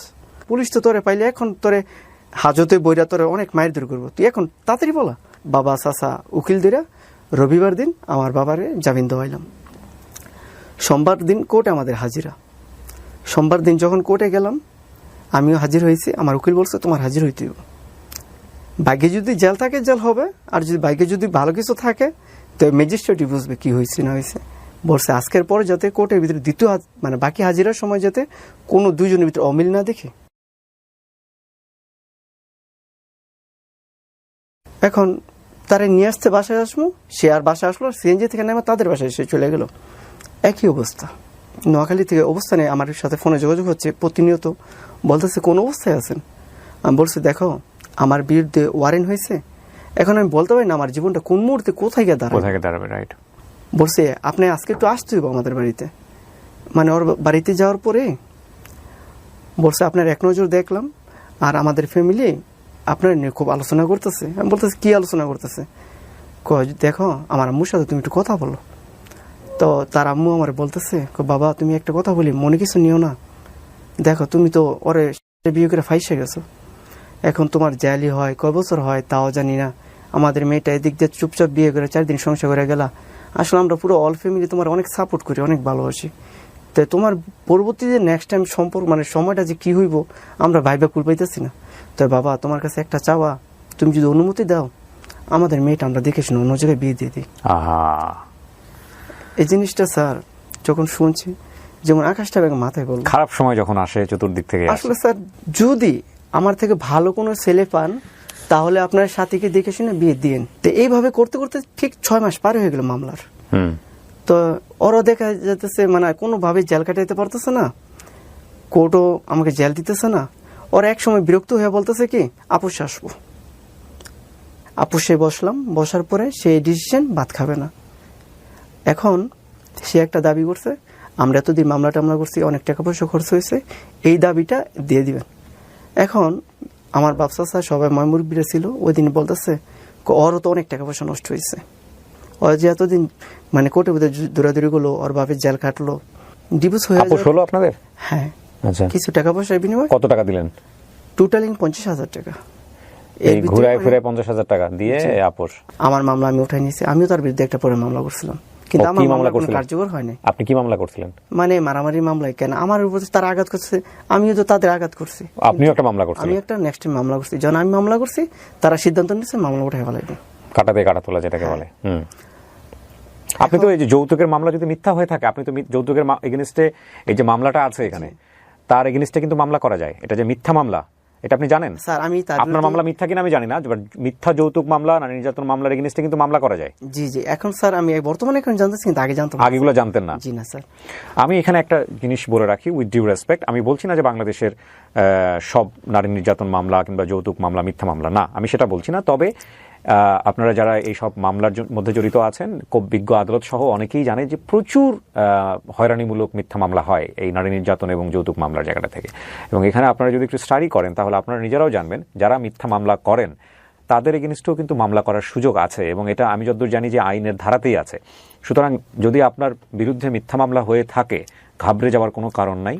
হ্যাঁ, আদালত কিন্তু কারো ব্যক্তিগত সম্পত্তি না, আদালতের কাজ হচ্ছে সুষ্ঠু বিচার। হ্যাঁ, সাময়িকভাবে হয়তো আপনি ক্ষতিগ্রস্ত হবেন, সাময়িকভাবে আপনি হয়তো একটা হ্যারাসমেন্টের শিকার হবেন, কিন্তু আপনি গিভ আপ করবেন না। আপনি অবশ্যই আপনার উকিলের সাথে পরামর্শ করে আপনার বিরুদ্ধে যদি মিথ্যা মামলা করা হয়ে থাকে, আপনি পাল্টা মামলার একটা প্রস্তুতি নেবেন, এবং পাল্টা মামলা যদি করার সুযোগ থাকে আপনি অবশ্যই সে মামলা করবেন, কারণ আপনারও তো অধিকার আছে, আইনের অধিকার পাওয়ার, তাই না? তার দুদিন পর আমার মা বাবার সাথে একটা ডিসিশন নিলাম, আমার যে দ্বিতীয় ওয়াইফ আমি বিয়ে করে নোয়াখালীতে রেখে আসছে তার আমি নিয়ে আসবো। যেদিন আমার ওয়াইফের সাথে আমার ফাইনালি ডিভোর্স হলো, সেদিন রাত্রে আমাকে একজন ফোন দিয়ে বলতো তো বিয়ে। আপনি মাঝখানে যোগাযোগ রাখেন নাই? হ্যাঁ, যোগাযোগ রাখছি। তো হুট করে কিভাবে বিয়ে হয়? তো আমাকে জানায় না বিষয়টা। আপনার মধ্যে ডিভোর্স হয়েছে? আপনাদের বিয়েটা কিভাবে হয়েছিল? কাগজে কলমে হয়েছে? হ্যাঁ, কাগজ কলমে কাবিনও হয়েছে। তো আপনি ডিভোর্স দিয়েছেন না তার আগে? আমি তো দ্বিতীয় ওয়াইফের কোনো ডিভোর্স আমি পাইনি, এখনো পাইনি। আপনি তাকে ডিভোর্স দেন নাই? জি না। তো হুট করে এসে বিয়ে বসে গেল? তারপর আমার আসলে কথাটা বিশেষ হলো না, কিন্তু ওই দিন ফোন দিচ্ছি নাম্বার বন্ধ পাচ্ছে, তারপরের দিনে ফোন দিচ্ছি নাম্বার বন্ধ পাচ্ছে। শুক্রবার দিন যেমন আমার প্রথম ওয়াইফের সাথে সবকিছু ডিসমিস হলো, রবিবার দিন আমি সরাসরি নোয়াখালী চলে গেলাম তাদের বাড়িতে, বিকেলে রওনা দিছি, যাইয়া রাত্রে 9টা পৌঁছাইছি। এখন যখন সামনে যাই আমি পৌঁছেছি, সে তার সাথে আমার কোনো যোগাযোগ হয় না, সে যেমন আসার জন্য প্রস্তুত হয়ে আছে। আমি যখন যাইয়া পৌঁছেছি, পৌঁছানোর পরে মা চোখের পানি ফেলাইতেছে আমার জন্য। তখন বলতেছি তোমার আমি নিতে আসছি, তখন সে সাথে সাথে মানে বরকাটা পইরা ঢাকা এসে পড়বো। এখন আমি ঢাকায় যখন নিয়ে আসলাম। ও নিয়ে আসছেন আপনি? হ্যাঁ, রাত্রে যে মানে জিজ্ঞেস করেন না আপনার বিয়ে হয়েছে কিনা? না, এগুলো স্যার আমি জিজ্ঞেস করি নাই। কি ধরনের কথা এগুলো? বিষয়টা হচ্ছে আমি জিজ্ঞেস কেন করি নাই স্যার, আমি যখন গেছি যাইয়া ওদের বাসায় যাই এক গ্লাস পানি খাইছি, তখন সেদিন মানে প্রস্তুতি নিতেছে আমার সাথে চলে আসবো, মানে সেও আমার পাগলের মতন ভালোবাসে। তারপর যখন নাকি আমি ঢাকা আসি রাত্রে 3টা বাজে ঢাকা এসে পৌঁছাইছি, সাথী মানে খাটে শুয়ে আছে, আমি নিচে বসে আছি। তখন সাথীকে বলতেছি, সাথী একটা কথা শুনলাম গতকালকে রাত্রে একজনে ফোন দিয়ে এই কথা, মানে 2 দিন আগে রাত্রে ফোন দিয়ে এই কথাটা আমাকে একজনে বলছে, তোমার নাকি বিয়ে হয়ে গেছে, কথাটা কি সত্যি? এখন এই কথাটা যখন আমি তাকে প্রশ্ন করলাম, সে চুপচাপ নীরব হয়ে আছে। আধা ঘন্টা পর সে আস্তে উত্তর দিল কি, হ্যাঁ গত 2 দিন আগে আমার বিয়ে হয়ে গেছে। আমার মাথায় তো মানে পুরো মানে কি বলবো, মানে আকাশটা ভেঙে পড়লো। বাবা নাই? বাবা নেই, মেয়েটা অনেক ভালো, তার বাবা নেই। আমি বললাম তো তুমি আমার সাথে আসলা কিসে লেগা? আমি তো আপনার আমার জীবন চেয়ে বেশি, লাইফের চেয়ে বেশি ভালোবাসি, আমি আপনার ছাড়া কিচ্ছু বুঝি না। আমি বললাম দেখো সাথী, আমি এতদিন বহুত কষ্টের নৌকা পাইছি, তো আজকে আমি হয়তোবা মুক্তি হইয়া তোমার নিয়ে আসছি, ভাবছিলাম তোমার নিয়ে আমি গর্ব বাঁধবো, কিন্তু তোমারও গতকালকে বিয়ে হয়ে গেছে, অর্থাৎ তুমি অন্যজনের হয়ে গেছো। তো তুমি তো আমার বাড়িতে যখন আমি গেছিলাম, তুমি তো এগুলো আমাকে বাইঙ্গা বলতে পারতা। আমি তোমাকে একটা কথা বলি। সাথী বলতেছে বলেন। আমাকে দেখো, আমি এমন একটা ছেলে, আমি চাই না অন্য একটা ছেলে তোমাকে 2 দিন আগে বিয়ে করছে তার লাইফটা নষ্ট হোক, কারণ সে তো নির্দোষ। হুম হয়তো সে আমার জীবনের কাহিনী কিছুই জানে না, হুম সে তো তোমাকে ভালো জানে বিয়ে করছে। তো তুমি যদি আমার সত্যিকারের সাথে অনেক ভালোবাসা থাকো, আমি এখন এই মুহূর্তে তোমাকে গাড়িতে উঠাই দেবো, তুমি বাড়িতে যাইবা। যদি তোমার কেউ প্রশ্ন করে রাত্রে কোথায় গেছিলা, তো তোমার যেহেতু নারায়ণগঞ্জ মামা বাড়ি আছে, তো তুমি বলবা আমি নারায়ণগঞ্জ আমার মামা বাড়িতে গেছে। তো আমার রিকোয়েস্ট একটাই তোমার উপরে, তুমি যদি সত্যিকারে আমার ভালোবাসো তো আমার কথাটা তুমি রাখো। আপনি যেগুলো বলতেছেন এগুলো কিন্তু সোশ্যাল মিডিয়াতে যাবে, জি স্যার, লক্ষ কোনো লক্ষ মিথ্যা কথা মানুষ দেখবে। 100% উল্টাপাল্টা মিথ্যা কথা বলে কিন্তু আপনার না, জীবন নাজেহাল হয়ে যাবে। স্যার এগুলো Okay. 100% সত্যি। ওকে, তারপর ভদ্রমহিলা কি করছে, চলে গেছে? না স্যার, তখন সে খালি চোখের পানি ফেলাইতেছে। গেছে কিনা শেষ পর্যন্ত এটা বলেন? হ্যাঁ গেছে। ওকে, আচ্ছা। সকালবেলা আমি তাকে গাড়ি তুলে দিয়েছি, সে চলে গেছে। হুম তো যাবার সময় বলতেছে আমাকে কি ম্যানেজ করে রাখা যায় না? আমি বলছি না, আমি চাই না আমার ভাগ্যটা হ্যান তো খারাপ, হ্যান তো খারাপ, আমি চাই না অন্য একটা ছেলের ভাগ্য নষ্ট হোক। না, আপনি তো এটা হলো না, তো আপনার ভাগ্য অন্য ছেলে তো বিয়েই হয়নি আইন মতো বিধান মতো। এখন স্যার আমি তাকে বলছিলাম আপনি এখানে অতি মানে সিনেমাটিক নায়ক হয়ে গেছেন, হিরো হয়ে বিষয়টা গেছেন। হচ্ছে স্যার, আমি বলছি তুমি যে আমাকে মানে অন্য ছেলের কাছে বিয়ে বলছো, আমাকে ডিভোর্স করছো? বলছো হ্যাঁ, শুক্রবার দিন কোর্টে আমাদের বিয়ে হয়েছে, তো আপনাকে কোর্টের মাধ্যমে আমি ডিভোর্স করে পরে বিয়ে বসছে। কদিন আগে ডিভোর্স করছে সে? মানে ডিভোর্স কদিন পরে বিয়ে করছে? ও ডিভোর্স করে সাথে মাধ্যমে আমাকে সাথে সাথে ডিভোর্স করে সে নাকি অন্য ছেলের সাথে সাথে না, সাথে এটা তো ডিভোর্স হয় না, সাথে সাথে ডিভোর্স করে একজনের কাছ থেকে ডিভোর্স দিলে তার ডিভোর্স লেটার আমি পাই। সেটা বড় কথা নাই, কথা হচ্ছে যে ডিভোর্স হলে এক পক্ষ থেকে যে কোনো একজন পক্ষ থেকে ডিভোর্স হলে এটা টাইম আছে, টাইম ফ্রেম আছে। সেই টাইম ফ্রেম না যাওয়া পর্যন্ত, এটা আমাদের ধর্মেও আছে, না যাওয়া পর্যন্ত এটা ডিভোর্স অ্যাক্টিভ হয় না। আপনার ডিভোর্স হয় না এটা, আর যে ছেলেটা বিয়ে করছে তারও বিয়ে হয় নাই। তো এখন স্যার আপনারা জানেন তো আমাদের ক্রিকেটার নাসির কিন্তু একটা বড় সমস্যায় পড়েছে। আমরা জানি না এটার সত্য না মিথ্যা, সেটা তো কোর্ট বলবে। ক্রিকেটার নাসির কিন্তু এরকম একটা সমস্যায় পড়েছে, এরকম ফিলই করতেছে। তো আমি স্যার ভাইয়া বিষয়টা মানে ওর কাছ থেকে যখন শুনছি, যাক আপনি ওকে বিদায় দিয়েছেন, চলে গেছে। চলে গেছে। হ্যাঁ, পরের দিন সকালবেলা আমি গাড়ি তুলে দিয়ে সে সাথে সাথে বাড়ি চলে গেছে। তার সাথে আমি যোগাযোগটা অ্যাকচুয়ালি বন্ধ করে দিলাম। তো আমি বললাম আমি তো ডিভোর্স লেটার পাইনি। বলছে সম্ভবত পেয়ে যাবেন। তো আজকে দীর্ঘ 12 বছর হয়ে গেছে, এখনো পাইনি। এগুলা টেনশনে অনেকটা অসুস্থ হয়ে পড়ছে। অসুস্থ হওয়ার পরে 6 মাস পর ভাবতেছি একটা দুর্ঘটনা, অ্যাক্সিডেন্ট হয়ে গেছে, নিজের লাইফটাকে কোনোভাবেই নষ্ট না করে দেখি ভালো একটা মেয়ে পাই কিনা, বিয়ে শাদী করে নিজের জীবনটা নিজে সাজায় নিব। তখন বয়স কত আপনার? তখন স্যার বয়স আমার 23। জি স্যার। এই 20 বছরের মধ্যে দুইটা বিয়ে হলো, একটা বাচ্চা হলো, তাড়াতাড়ি আবার বিয়ে করা দরকার কি? আজ যাই হোক, হ্যাঁ 23 বছর 24। আচ্ছা, আপনি ভাবতেছেন, ঠিক আছে, ইভালুয়েট করা দরকার নেই। হ্যাঁ, তারপর কি হলো? যখন নাকি আমি তৃতীয় বিয়ে করার জন্য প্রস্তুতি নেই, আমাদের বাড়ির পাশের বাড়িতে একটা মেয়ে বেড়াইতে আসছে, ওইটা আমাদের পাশের গ্রামের। তো ওই মেয়েটা আমার প্রথম ওয়াইফের সাথে সে লেখাপড়া করছে। সে আমার প্রথম ওয়াইফের বিরুদ্ধে সবকিছু জানে। তার নাম হয়েছে। তো বলতেছে ভাইয়া আমি তো আপনার বিরুদ্ধে সবকিছু জানি, আপনি যদি রাজি থাকেন আমি আপনার কাছে বিয়ে বসবো। সে নিজে থেকে আমাকে প্রস্তাব করলো। তার সাথে যখন আমি পরিচয় হইলাম, তো আমিও তাকে মানে ওই সময়টা অনেক পছন্দ করতাম। বলতাম না, যেহেতু ওই দেখাশোনা মাশাআল্লাহ অনেক ভালো, অবশ্যই বউ করবো। এই কথাটা আমার আব্বা মাকে জানাইলাম। তো আমার আব্বা মা বলতেছে এত সুন্দর মেয়ে তোমার পছন্দ করবো? আমি বলছি আব্বা, সে নিজে থেকে আমার অফার করছে। আব্বা মার সাথে বিষয়টা শেয়ার করলাম, বললাম সে নিজে থেকে অফার করছে, আপনারা যান তাদের বাড়িতে, মানে আমার ঘর সম্বন্ধ নিয়ে তারা মানবো। তখন আব্বা মা যখন নাকি আমার বিয়ের বিষয় নিয়ে কথাবার্তা বলতে গেছে, তারা বিষয়টা মানছে, ঠিক আছে আমাদের মেয়ে বিয়ে দিব। ওই মেয়ে কি এর আগে বিয়ে হয়েছিল? জি না, ওই মেয়ের আগে বিয়ে হয়নি। আচ্ছা, ওকে। কপাল আপনার। আমাদের পাশের গ্রামে, মানে আমাদের বাড়ি মদনপুর, তাদের পাশের গ্রাম চাঁদপুর। তো যখন অফার নিয়ে গেল, তখন ওর মা বাবা রাজি বিয়ে দেওয়ার জন্য। হঠাৎ বিয়ের আগের দিন বিয়ের ডেটটা ঘুরাই দিতে হবে, আগামীকাল বিয়ে, আজকে বৃহস্পতিবার সকালবেলা, তো বিয়ের ডেটে ঘুরাই দিবেন। মানে কি হয়েছে? আমি তো আত্মীয় স্বজন সব দাওয়াত করে ফেলাইছি, 100 মানুষ চলন খাওয়াবেন আপনারা, আমি তো আত্মীয় স্বজন সবাইকে দাওয়াত করছি, আগামীকাল আমার বিয়ে। তখন বলতেছে আমরা ব্যাংকেতে টাকা উঠাইতে পারি না, তো বিয়ের মধ্যে যে খরচটা করবো, আসলে আমরা এখন মেয়েটা বিয়ে দিতে পারতেছি না, ব্যাংকেতে টাকা উঠাইতে পারি না, আর্থিকভাবে আমাদের একটু সমস্যা, টাকা আমরা ব্যাংকেতে উঠাইতে পারি না। তখন আমার আবার ব্যাংকে কিছু অ্যাকাউন্টে টাকা ছিল। তখন আমি বললাম ঠিক আছে, বেশি সমস্যা হলে আপনারা আমার থেকে ধার হিসেবে নেন, তাহলে পরবর্তীতে আপনাদের যখন সময় ভালো হয় আমাকে রিটার্ন দিন। বললে ঠিক আছে তাহলে 50,000 টাকা দাও। তো যখনই বৃহস্পতিবার দিন আমাকে এই কথা বলছে, আমি সাথে সাথে ব্যাংকে থেকে ওটা 50,000 টাকা তাদেরকে দিছি। আচ্ছা, টোটালি মানে লাখখানি টাকা বিয়ের আগের দিনই তার পিছনে খরচ করলাম। ওকে। তো শুক্রবার দিন যখন ওর সাথে আমার বিয়ে, ইনশাল্লাহ বিয়ের কাজ সবকিছু কমপ্লিট হইলো। শুক্রবার দিন বিয়ের মাগরিবের পরে যখন নাকি বিয়ে পড়ানো হয়েছে, হঠাৎ আর একটা মশা দিল, বউ দিবে না। কেন দিবে না? বলছে বউ আবার 6 মাস পর অনুষ্ঠান করে একবারে উঠাই দিব। তখন ওইখানকার মেম্বার সাহেব, তো উনি আমাকে খুব আদর যত্ন করে, উনি চিনে জানে। তো উনি বলতেছে ঠিক আছে তোমার বউ যদি তুমি নিয়ে যেতে চাও, তোমার অধিকার আছে, তুমি নিয়ে যেতে পারো।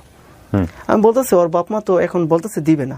আমি বলছি আজকে যেহেতু আমাদের বাড়ির সবাই সদস্যরা অপেক্ষায় আছে, আমি আজকে নতুন বউ বাসায় নিয়ে যাব, তো ঠিক আছে আজকে বাসায় নিয়ে যাই, প্রয়োজনে বিয়ের পরের দিন আরাবুলের সময় এসে সে কয়েকদিন থেকে যাবেন, বা যতদিন রাখে আপনারা রাখেন। এখন মানে বলতেছে 6 মাস পরে আবার অনুষ্ঠান করে বড় করে দিবে। আমি বলছি আমি এত বড় অনুষ্ঠান তো আমার প্রয়োজন নেই। তো আমার বউ আমি নিয়ে গেলাম। তো মেম্বারশিপ আমাকে সহযোগিতা করছে, ঠিক আছে তোমার ওয়াইফ তুমি নিয়ে যাও। তো আমার ওয়াইফ আমি বাসায় নিয়ে আসছি। তো বিয়ের পরের দিন অগো বাড়ির ফ্যামিলিদেরকে আমি সবাইকে দাওয়াত করছি, আমার বাড়িতেই না খাওয়া দাওয়া করেছি। তারপরে অগো মেয়েরে ওরা বাড়িতে নিয়ে গেছে, আমারও সাথে নিয়ে গেছে। এখন দেখি রাত্রিবেলা দুজনকে 2 রুমে দিয়ে দে। আমি আসলে ওদের মানে কোন মতিগতি বুঝতেছেন না আপনি? হ্যাঁ, তাদের মতিগতি যখন বুঝতেছি না, তখন আমি আমার ওয়াইফকে প্রশ্ন করলাম আসলে বিষয়টা কি হইতেছে আমি বুঝতেছি না। আমার ওয়াইফ বলতেছে যে আমার তৃতীয় ওয়াইফ, সে বলতেছে আমিও বুঝতেছি না আমার মা বাবা কি আচরণ করতেছে, আমাকে আলাদা রুমে রাখে, তোমার আলাদা রুমে রাখে। যখন আরাবিলের দিন মানে বিয়ের 2 দিন পরে আমি যখন নাকি জিজ্ঞেস করলাম আমার ফ্যামিলি থেকে মানুষ আসতেছে, তারে নিয়ে যাবো। কয় তোমার ফ্যামিলি মানুষ আসতে নিষেধ করে দাও, তারে আমরা দিব না। আমি বলছি কেন দিবেন না? সে আমার ওয়াইফ, নিব না না নিব এটা তো আমাদের ডিসিশন। বলতেছে না দিব না। কেন দিব না? আমরা মেয়ে বিয়ে দিলে অন্য জায়গায় 2-4-5 লাখ টাকা লিয়ে দিতাম, তুমি যদি আর 1 লক্ষ টাকা দিতে পারো তো মেয়ে দিব। আমাকে দেখেন বিয়ের আগের দিন বিয়ে ভাঙ্গাটার জন্য আপনারা বায়না করছেন, আমি ধার বাবদ আপনাদের 50,000 টাকা দিছি, এখন বলতেছেন আর 1 লক্ষ টাকা দিলে আপনার মেয়ে দিবেন না তো দিবেন না। আবার এই কথা বলতেছেন অন্য জায়গায় বিয়ে দিলে 5 লক্ষ টাকা নিতেন। আমি তখন আমার শাশুড়ি বললাম, হয়তো আমার কথাটা বেদবি হয়ে গেছে, বললাম শোনেন আপনারা তো মেয়ে দিয়ে তো আর ব্যবসা করবেন না, এরকম চাহিদা চাওয়া পাওয়া, আমি তো আপনাদের কাছ থেকে কোনো যৌতুক চাইনি। হয়তো আমার জীবনে অনেক কষ্ট হয়ে গেছে, অনেক দুঃখের কাল গেছে, আমি শুধু জাস্ট একটা ভালো মনের একটা মানুষ চাই, আমি তো আপনাদের কাছ থেকে কোনো কিছুই চাই। কি হয়েছে তারপরে বলতেছে না আমাদের মেয়ে আমরা দিব না, যদি টাকা দাও তো মেয়ে কালকে নিয়ে যাও, টাকা যদি না দাও তাই শোনা। তা আমি আবার সাথে সাথে এই বিষয়গুলা ওইখানকার মেম্বারকে আমি ইনফরমেশন করলাম, বললাম কাকা এই ব্যাপার আমার থেকে টাকা চায়। তো মেম্বার সাহেব আমাকে বলল শোনো মেয়ের বাবার নেশা পানি করে, তাদের টাকা পয়সা দিও না, তাদের সাথে টাকা পয়সা কোনো সম্পর্ক করো না, যেটা দিছো সেটাই আর দিও না। তো মেম্বার সাহেব তাদেরকে ডাকছে, বলছে মেয়ে দিয়ে দাও। মানে ওরা বলতেছে মানে মোরসামসিকরা বলতেছে মেয়ে 1 সপ্তাহ পরে যাবে। আমাকে যা আচ্ছা ঠিক আছে গুড, 1 সপ্তাহ পরেই নিব। তো তৃতীয় বিয়ে করার 4 দিন পরে আমি 3 দিনের জামাতে যাব। তখন আমি বাসা থেকে মানে সফরের উদ্দেশ্যে বের হয়েছি, তখন কাজে একটা ডিভোর্স লেটার আমার হাতে ধরাই দিল। আমি বললাম কিসের ডিভোর্স লেটার? বলতেছে গতকালকে তোমার তৃতীয় ওয়াইফের ফ্যামিলির বাড়িতে গেছিল, তুমি ওয়াইফ নিয়ে আসছে? আমি বলছি হ্যাঁ। কয় তোমার তৃতীয় ওয়াইফ রে তারা ভাত খাওয়াবে না, তোমাকে ডিভোর্স লেটার পাঠাইছে, তুমি এটা গ্রহণ করে নাও। আচ্ছা দাঁড়ান, এই তৃতীয় ওয়াইফকে বিয়ে করার কয়দিন পরে ডিভোর্স লেটার পাঠাইছে? 4 দিন পর। 4 দিন পরেই বিয়ের 4 দিন পরে ডিভোর্স? জি। যখন ডিভোর্স লেটারটা পাঠাইলো না স্যার, এখন তো আমি তো বাসা থেকে রওনা দিছি, মানে 3 দিনের জামাতে যাব। তো আমি ডিভোর্স লেটারটা হাতে না নিয়ে বাস করে ওই জামাতে বেডিং এর পিছনে কাগজটা নিয়ে আমি জামাতে চলে গেলাম। তো জামাতে চলে যাওয়ার পরে আমি এমন একটা টেনশন ফিলের মধ্যে হয়েছে, মানে আমার চোখ দিয়ে অজরতে মানে পানি পড়তেছে, আমি মানে চোখের পানি ঠামা রাখতে পারতেছি না। আমার জীবনের লাইফে আমি যেগুলো না পছন্দ করি এগুলোই হইতেছে, মানে মনের কোনোভাবেই মানাইতে পারতেছি না। তখন হঠাৎ আমার এক আমির সাহেব আমাকে একটা কথা সান্ত্বনা দিল, শোনো জীবনটা এত সোজা না, অনেক কঠিন, জীবনে যত কিছুই আসুক নিজের মনের বুঝানো, পাগলামি কোনো কিছু করো না। আল্লাহ পাক তোমার পরীক্ষা নিতেছে এগুলা। তুমি জামাতে আসছো, তুমি জামাত থেকে কিন্তু আবার চলে যাও না। আমি বলছি না, আমি জামাত থেকে যাব না। তো জামাত যেদিন মঙ্গলবার দিন আমি জামাতে গেছি, তো শুক্রবার দিন জুমার নামাজ পড়ে জামাত থেকে আমি রিটার্ন বাড়িতে আসবো। আমি রিটার্ন যখন বাড়িতে আসবো, আমাদের বাড়ির সামনে, গেটের সামনে আমি প্রবেশ করছি, তখন দিয়ে আমার তৃতীয় ওয়াইফ আমাদের বাড়িতে হাজির। সে ডিভোর্স করার 3 দিন পরে আমি জামাত থেকে যখন বাড়িতে রিটার্ন আসছি, সে হাজির। আমি বলতেছে, তুমি তো আমাকে ডিভোর্স লেটার পাঠাইছো, তো তুমি আমাদের বাড়িতে হাজির হইলে কিভাবে? কয়, দেখেন আমার মাইরা আমার অত্যাচার করে কি করছে আমার বাপ মায়। আপনার ডিভোর্স লেটার সই করে মানে আপনার কাছে পাঠানোর লেগে আমার বহুত টর্চার করছে। আমি শুনছি আপনি জামাতে গেছেন, তা আপনি বাড়িতে আসছেন, আমিও আপনার সাথে সংসার করব। আমার মা বাবা কি বলে না বলে আমি সেটা দেখবো না, আমি আপনার সাথে সংসার করব। তো আমি বলছি, তো তুমি আমার জন্য এতগুলো মায়ের খেলা, বলতেছে ওইগুলো আমি সব মাইনা নিব, তো কাজী অফিসে চলেন। আমি বলছি, তখন যে কাজী আমার হাতের ডিভোর্স লেটারটা দিয়ে দিচ্ছে তার বাড়িতে গেলাম। এখন কাজী বলতেছে, সে যদি তোমার ভাত খাইতে চায় তবা করে খাইতে পারবো, কারণ এটা 3 মাস সময় আছে। এটা কাজী আমাদের একটা সান্ত্বনা দিল, বললো 3 মাস সময় আছে, সে যদি খাইতে চায় খাইতে পারবে, তুমি তো আর ডিভোর্স লেটার সই করো না, হয়তো সাথে নিয়ে গেছো, তো এক কাজ করো, ওরে বাড়িতে নিয়ে যাও। তো আমার ওয়াইফকে দেখলাম টবা করাইয়া আমার সাথে দিয়ে দিল, আমার তৃতীয় ওয়াইফকে। যখন দিয়ে দিছে, তো প্রতিনিয়ত আমার ওয়াইফের মোবাইলে তার বাপ মা ফোন দিয়ে তার হুমকি টুমকি দেওয়া শুরু করে দিচ্ছে, ভালো মতন আয় নয়তো মেরালাম। তো প্রতিনিয়ত হুমকি টুমকি দেয় দেখে আমি অ্যাকচুয়ালি তার সাথে একটু যোগাযোগটা তার ফ্যামিলির সাথে বন্ধ করে দিলাম। এখন আমার ওয়াইফ চাইতেছে, কয় তুমি কিন্তু আমাদের বাড়িতে আর নায়র দিও না। তো 2 দিন পর পর ওর বাপ পায়ে আসে, নয়তো ওর মা আসে, মানে নায়রের কথা বলে চাই ওরা নিয়ে বাসা আটকাইতে। এভাবে 3 মাস কেটে গেল। ওর মা বাবা আমাদের বাসায় আসছে, সাথে 10-12টা ছেলে নিয়ে আসছে, হয়তো 7 আপ নয়তো স্প্রিট। বলতেছে, রাব্বানি তোর জন্য স্প্রিট বা 7 আপ এমন একটা জিনিস পানি, মানে আমার মা বলছে কি জানি আইসা বলছে, তুই নাকি দোকান থেকে দিছস। ওরে খাওয়াইছে, খাওয়ার পরে সে অজ্ঞান হয়ে গেল, তারে নিয়ে গেছে। তখন তো আমাকে আমার দোকানে এসে একজন খবর দিতেছে, ভাই আপনি নাকি আপনার ওয়াইফটি স্পিরিট কিনে দিচ্ছেন, স্পিরিট খেয়ে তো সে মারা গেছে। ওই দিন আসলে স্যার আমার চেঞ্জটা খারাপ হয়ে যাওয়ার পরে আমার বাড়িতে একটা রান্দা ছিল, ওই রান্দাটা নিয়ে গেছি।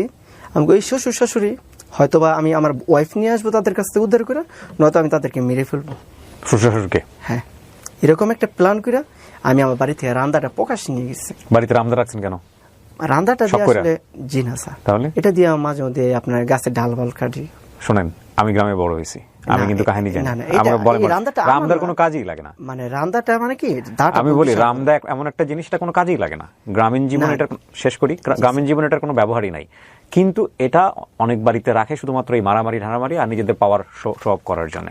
গ্রামের ছেলেপেলেরাও ইয়াং উঠতি বয়সে রামদার হকি স্টিক এই জিনিসগুলো রাখতো। জি স্যার, যেটা সত্যি কথা বলতেছি, এটা আপনার ছিল রামদাটা, মানে দাও বলতে মানে রামদা মানে একটা বড় রামদা, সবাই জানে এটা। হ্যাঁ, যেটা গাছপালা কাটার জন্য আমার আব্বা গাছপালা কাটার জন্য আলাদা দাওয়ার মতো, রামদার কোনো কাজ হয় না গাছপালা।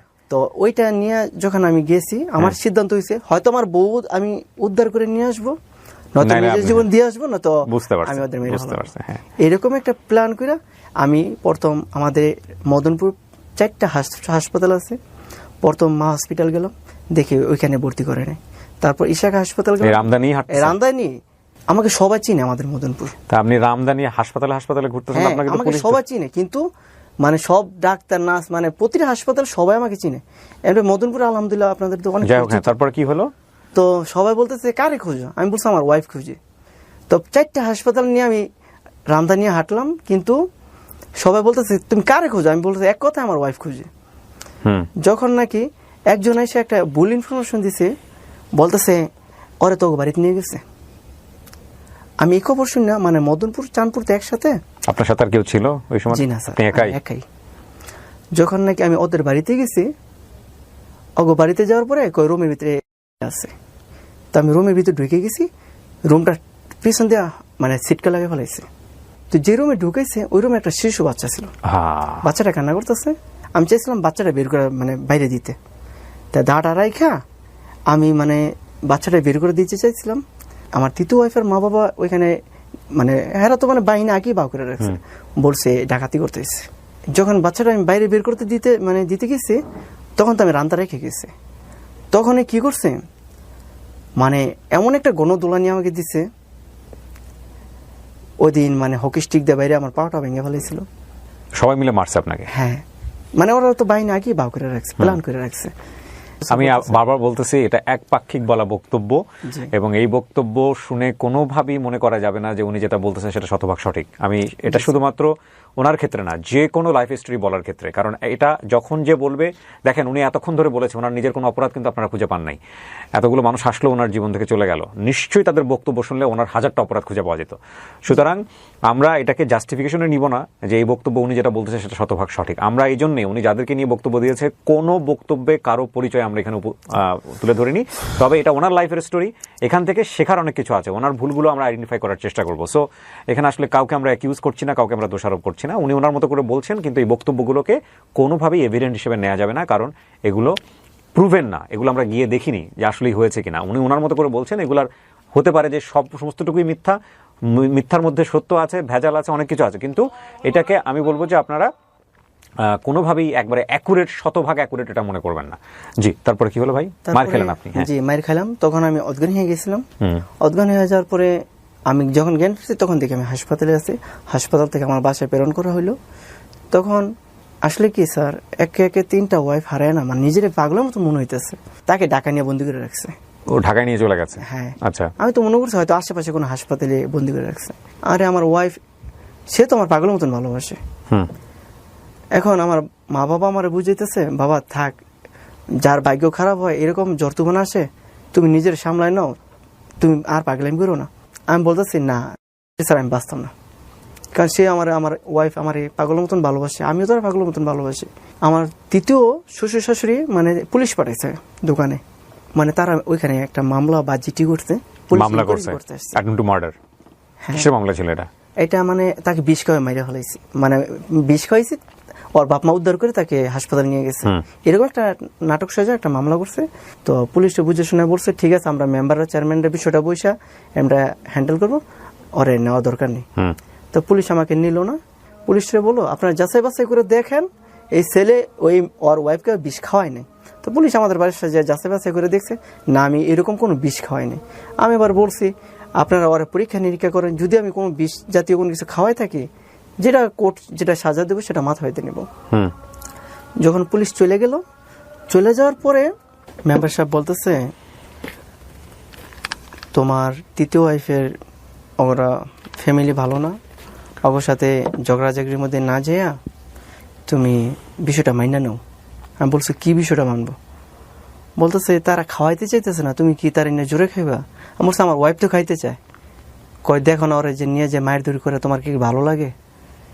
তখন আমি আসলে ভাইয়া, আপনি তখন পেশায় কি ছিলেন? ওই মুদির দোকানই বসতেন? জি, মুদি দোকানই। ওকে, তো মেনে নিলেন আপনি শেষ পর্যন্ত নাকি? তখন আসলে ওর কথাটা ভাইবে আমি বিষয়টা মাইনা নিয়েছি। মাইনা নেওয়ার পরে আমি বলছি আচ্ছা ঠিক আছে। আপনার স্ত্রীর সাথে ওই সময়টাতে কোনো কথাই হয় নাই, আপনার তৃতীয় বিয়েটাও চলে গেল? জি, সেটাও ডিভোর্সই হয়ে গেল। ওকে, তারপর মোটামুটি বছর খানিক চলে গেছে। তারপর ভাবতেছি যাক, জীবনের লাইফটারে সুন্দর করে সাজাতে গেলে হয়তো একটু কষ্ট করতেও হবে। বছর খানিক পর চিন্তা ভাবনা করলাম, না বিয়ে করে নিজের লাইফটা নিজে সুন্দর করে সাজায়নি। আর আমার দেশের সবাই আমাকে একটু সাপোর্ট করে দেখতেছে, এখানে আমার কোনো অপরাধ না। বিয়ে তো আমাদের ইসলামে পারমিটও করেছে, সেক্ষেত্রে সমস্যা নেই, বিয়ে করে যদি আপনার জীবন সুন্দর হয়। পারিবারিক ভাবে 4 নাম্বার ওয়াইফকে দেখাশোনার মাধ্যমে আমার মা বাবা দেখে পছন্দ করছে। তারপর আমি যাই দেখে পছন্দ করে 4 নাম্বার ওয়াইফকে বিয়ে করলাম 2014 সালে। সবকিছু জেনেছিল সে যে আপনার বিয়ের আগে যে আপনার আরো 3টা বিয়ে আছে, বাচ্চা আছে একটা, সবকিছু যাচাই বাছাই করে আমার কাছে বিয়েটা দিয়েছে। ওই মেয়েও কি প্রথম বিয়ে করেছে আপনাকে নাকি? সেও অবিবাহিতই ছিল? সে অবিবাহিত স্যার। চিন্তা করেন বেচারির কপাল কি। সেও মানে আমি একদিন ফজরের নামাজ পড়ে তাকে দেখতে গেছিলাম, সেও 3 বিয়ে করছে, আর সে হচ্ছে আলটিমেটলি মানে তার প্রথম। হ্যাঁ, আমাদের 15 সালে বেবি হইলো, ছেলে হইলো, দ্বিতীয় ছেলে হইলো আমার প্রথম স্ত্রীর পরে। হ্যাঁ, চতুর্থ ওয়াইফের করে দ্বিতীয় ছেলে হইলো। তো 2020 সালে আমার প্রথম ওয়াইফের অন্য জায়গায় বিয়ে হয়েছে। হ্যাঁ, সে আমাকে একদিন স্মরণ করছে, বলছে ভাইয়া একটু বাসায় আসেন, আপনার সাথে একটু কথা আছে। তা আমি বলছি আচ্ছা ঠিক আছে। তো আমি আবার গেছি, যাওয়ার পর বলতেছে আমার তো বিয়ে হয়ে যাচ্ছে, যদি আমি পারি আমার কাছে ছেলেটা রাখবো, আর যদি আমি না রাখতে পারি তাই তোমার কাছে আমি দিয়ে দেবো। তখন বললাম ঠিক আছে, তোমার বিয়ের পরে যদি তুমি না রাখতে পারো আমাকে দিয়ে দিও আমারটা। এখন যখন নাকি দ্বিতীয় ছেলেটাকে নিয়ে আসছে, আমার মানে সাবেক ওয়াইফ থেকে আমার ছেলে প্রথম ছেলেকে নিয়ে আসছে, তখন থেকেই আমার যে চতুর্থ ওয়াইফ সে আমার সাথে মানে রং ব্যবহার করা শুরু করে দিল। মানে প্রথম ছেলেকে আপনি নিয়ে আসছেন আপনার বাসায়, হ্যাঁ। নিয়ে আসার পর থেকে সে আপনার সাথে খারাপ ব্যবহার খারাপ করা ব্যবহার করা শুরু করে দিল। পৃথিবীতে কথার মায়ের সবচেয়ে বড় মায়ের। একটা বড় জিনিস কি, মানে উনিও তো প্রিপারেশন ছিল না, ওনারও তো মাথায় ছিল না যে প্রথম ছেলে আবার আমার ঘরে আসতে পারে। না, এখানে বিষয়টা হচ্ছে কি, আপনি কি বিয়ের আগে পরিষ্কার ভাইয়া, করছিলেন হ্যাঁ, তাকে? পরিষ্কার করছিলাম। এমনকি বিয়ের পরের দিন যেদিন আরাবুল্লা গেছিলাম, আমার সাবেক ওয়াইফ থেকে আমার ছেলেকে নিয়ে গেছিলাম তাদের বাড়িতে। আচ্ছা আচ্ছা। তখন বিষয়টা সে মানে মানছে, কিন্তু যখন মানুষ পুরোপুরি চলে আসছে তখন আর যখন মানতেছেন। পুরোপুরি চলে আসছে সে এখন মানতে রাজি না। দেখো তুমি তার একটু মাইনে নিও, দেখো সে আমাকে ছাড়া তোমাকে ছাড়া কোথায় যায় দাঁড়াবে। ও বলতেছে ওর এই যে কোনো মাদ্রাসায় দিয়ে দাও। এর মাঝে দিয়ে ওর দুর্ব্যবহার, ওর কথার আঘাতে আমি সহ্য না করতে পারি, আমি একদিন রাগের বশত পঞ্চম বিয়ে করে ফেলাই। আর রাগের বশে পঞ্চম বিয়ে কিভাবে করলেন? পঞ্চম বিয়েটা কেন করলাম স্যার, এখানে একটু কথা আছে। যে মেয়েটাকে আমি পঞ্চম বিয়ে করছি তার সাথে আমার খুব ক্লোজ একটা ভালো বন্ধুত্ব সম্পর্ক। বন্ধুত্ব সম্পর্ক কিভাবে, তার ভাইদের সাথে আমার বন্ধুত্ব সম্পর্ক। তো ওই হিসেবে ওদের বাড়িতে যাইতাম, দাওয়াত টাওয়াত খাইতাম। অনেক সময় আমার বন্ধু বান্ধব মানে তার বোন তাদেরকে নিয়ে আমার শ্বশুর বাড়িতে সোনারগাঁয়ে বেড়াইতাম। তো এখন হঠাৎ একদিন মানে তারা আমাদের বাড়ির পাশে ভাড়া থাকে, তার ভাইগুলো চলে গেল।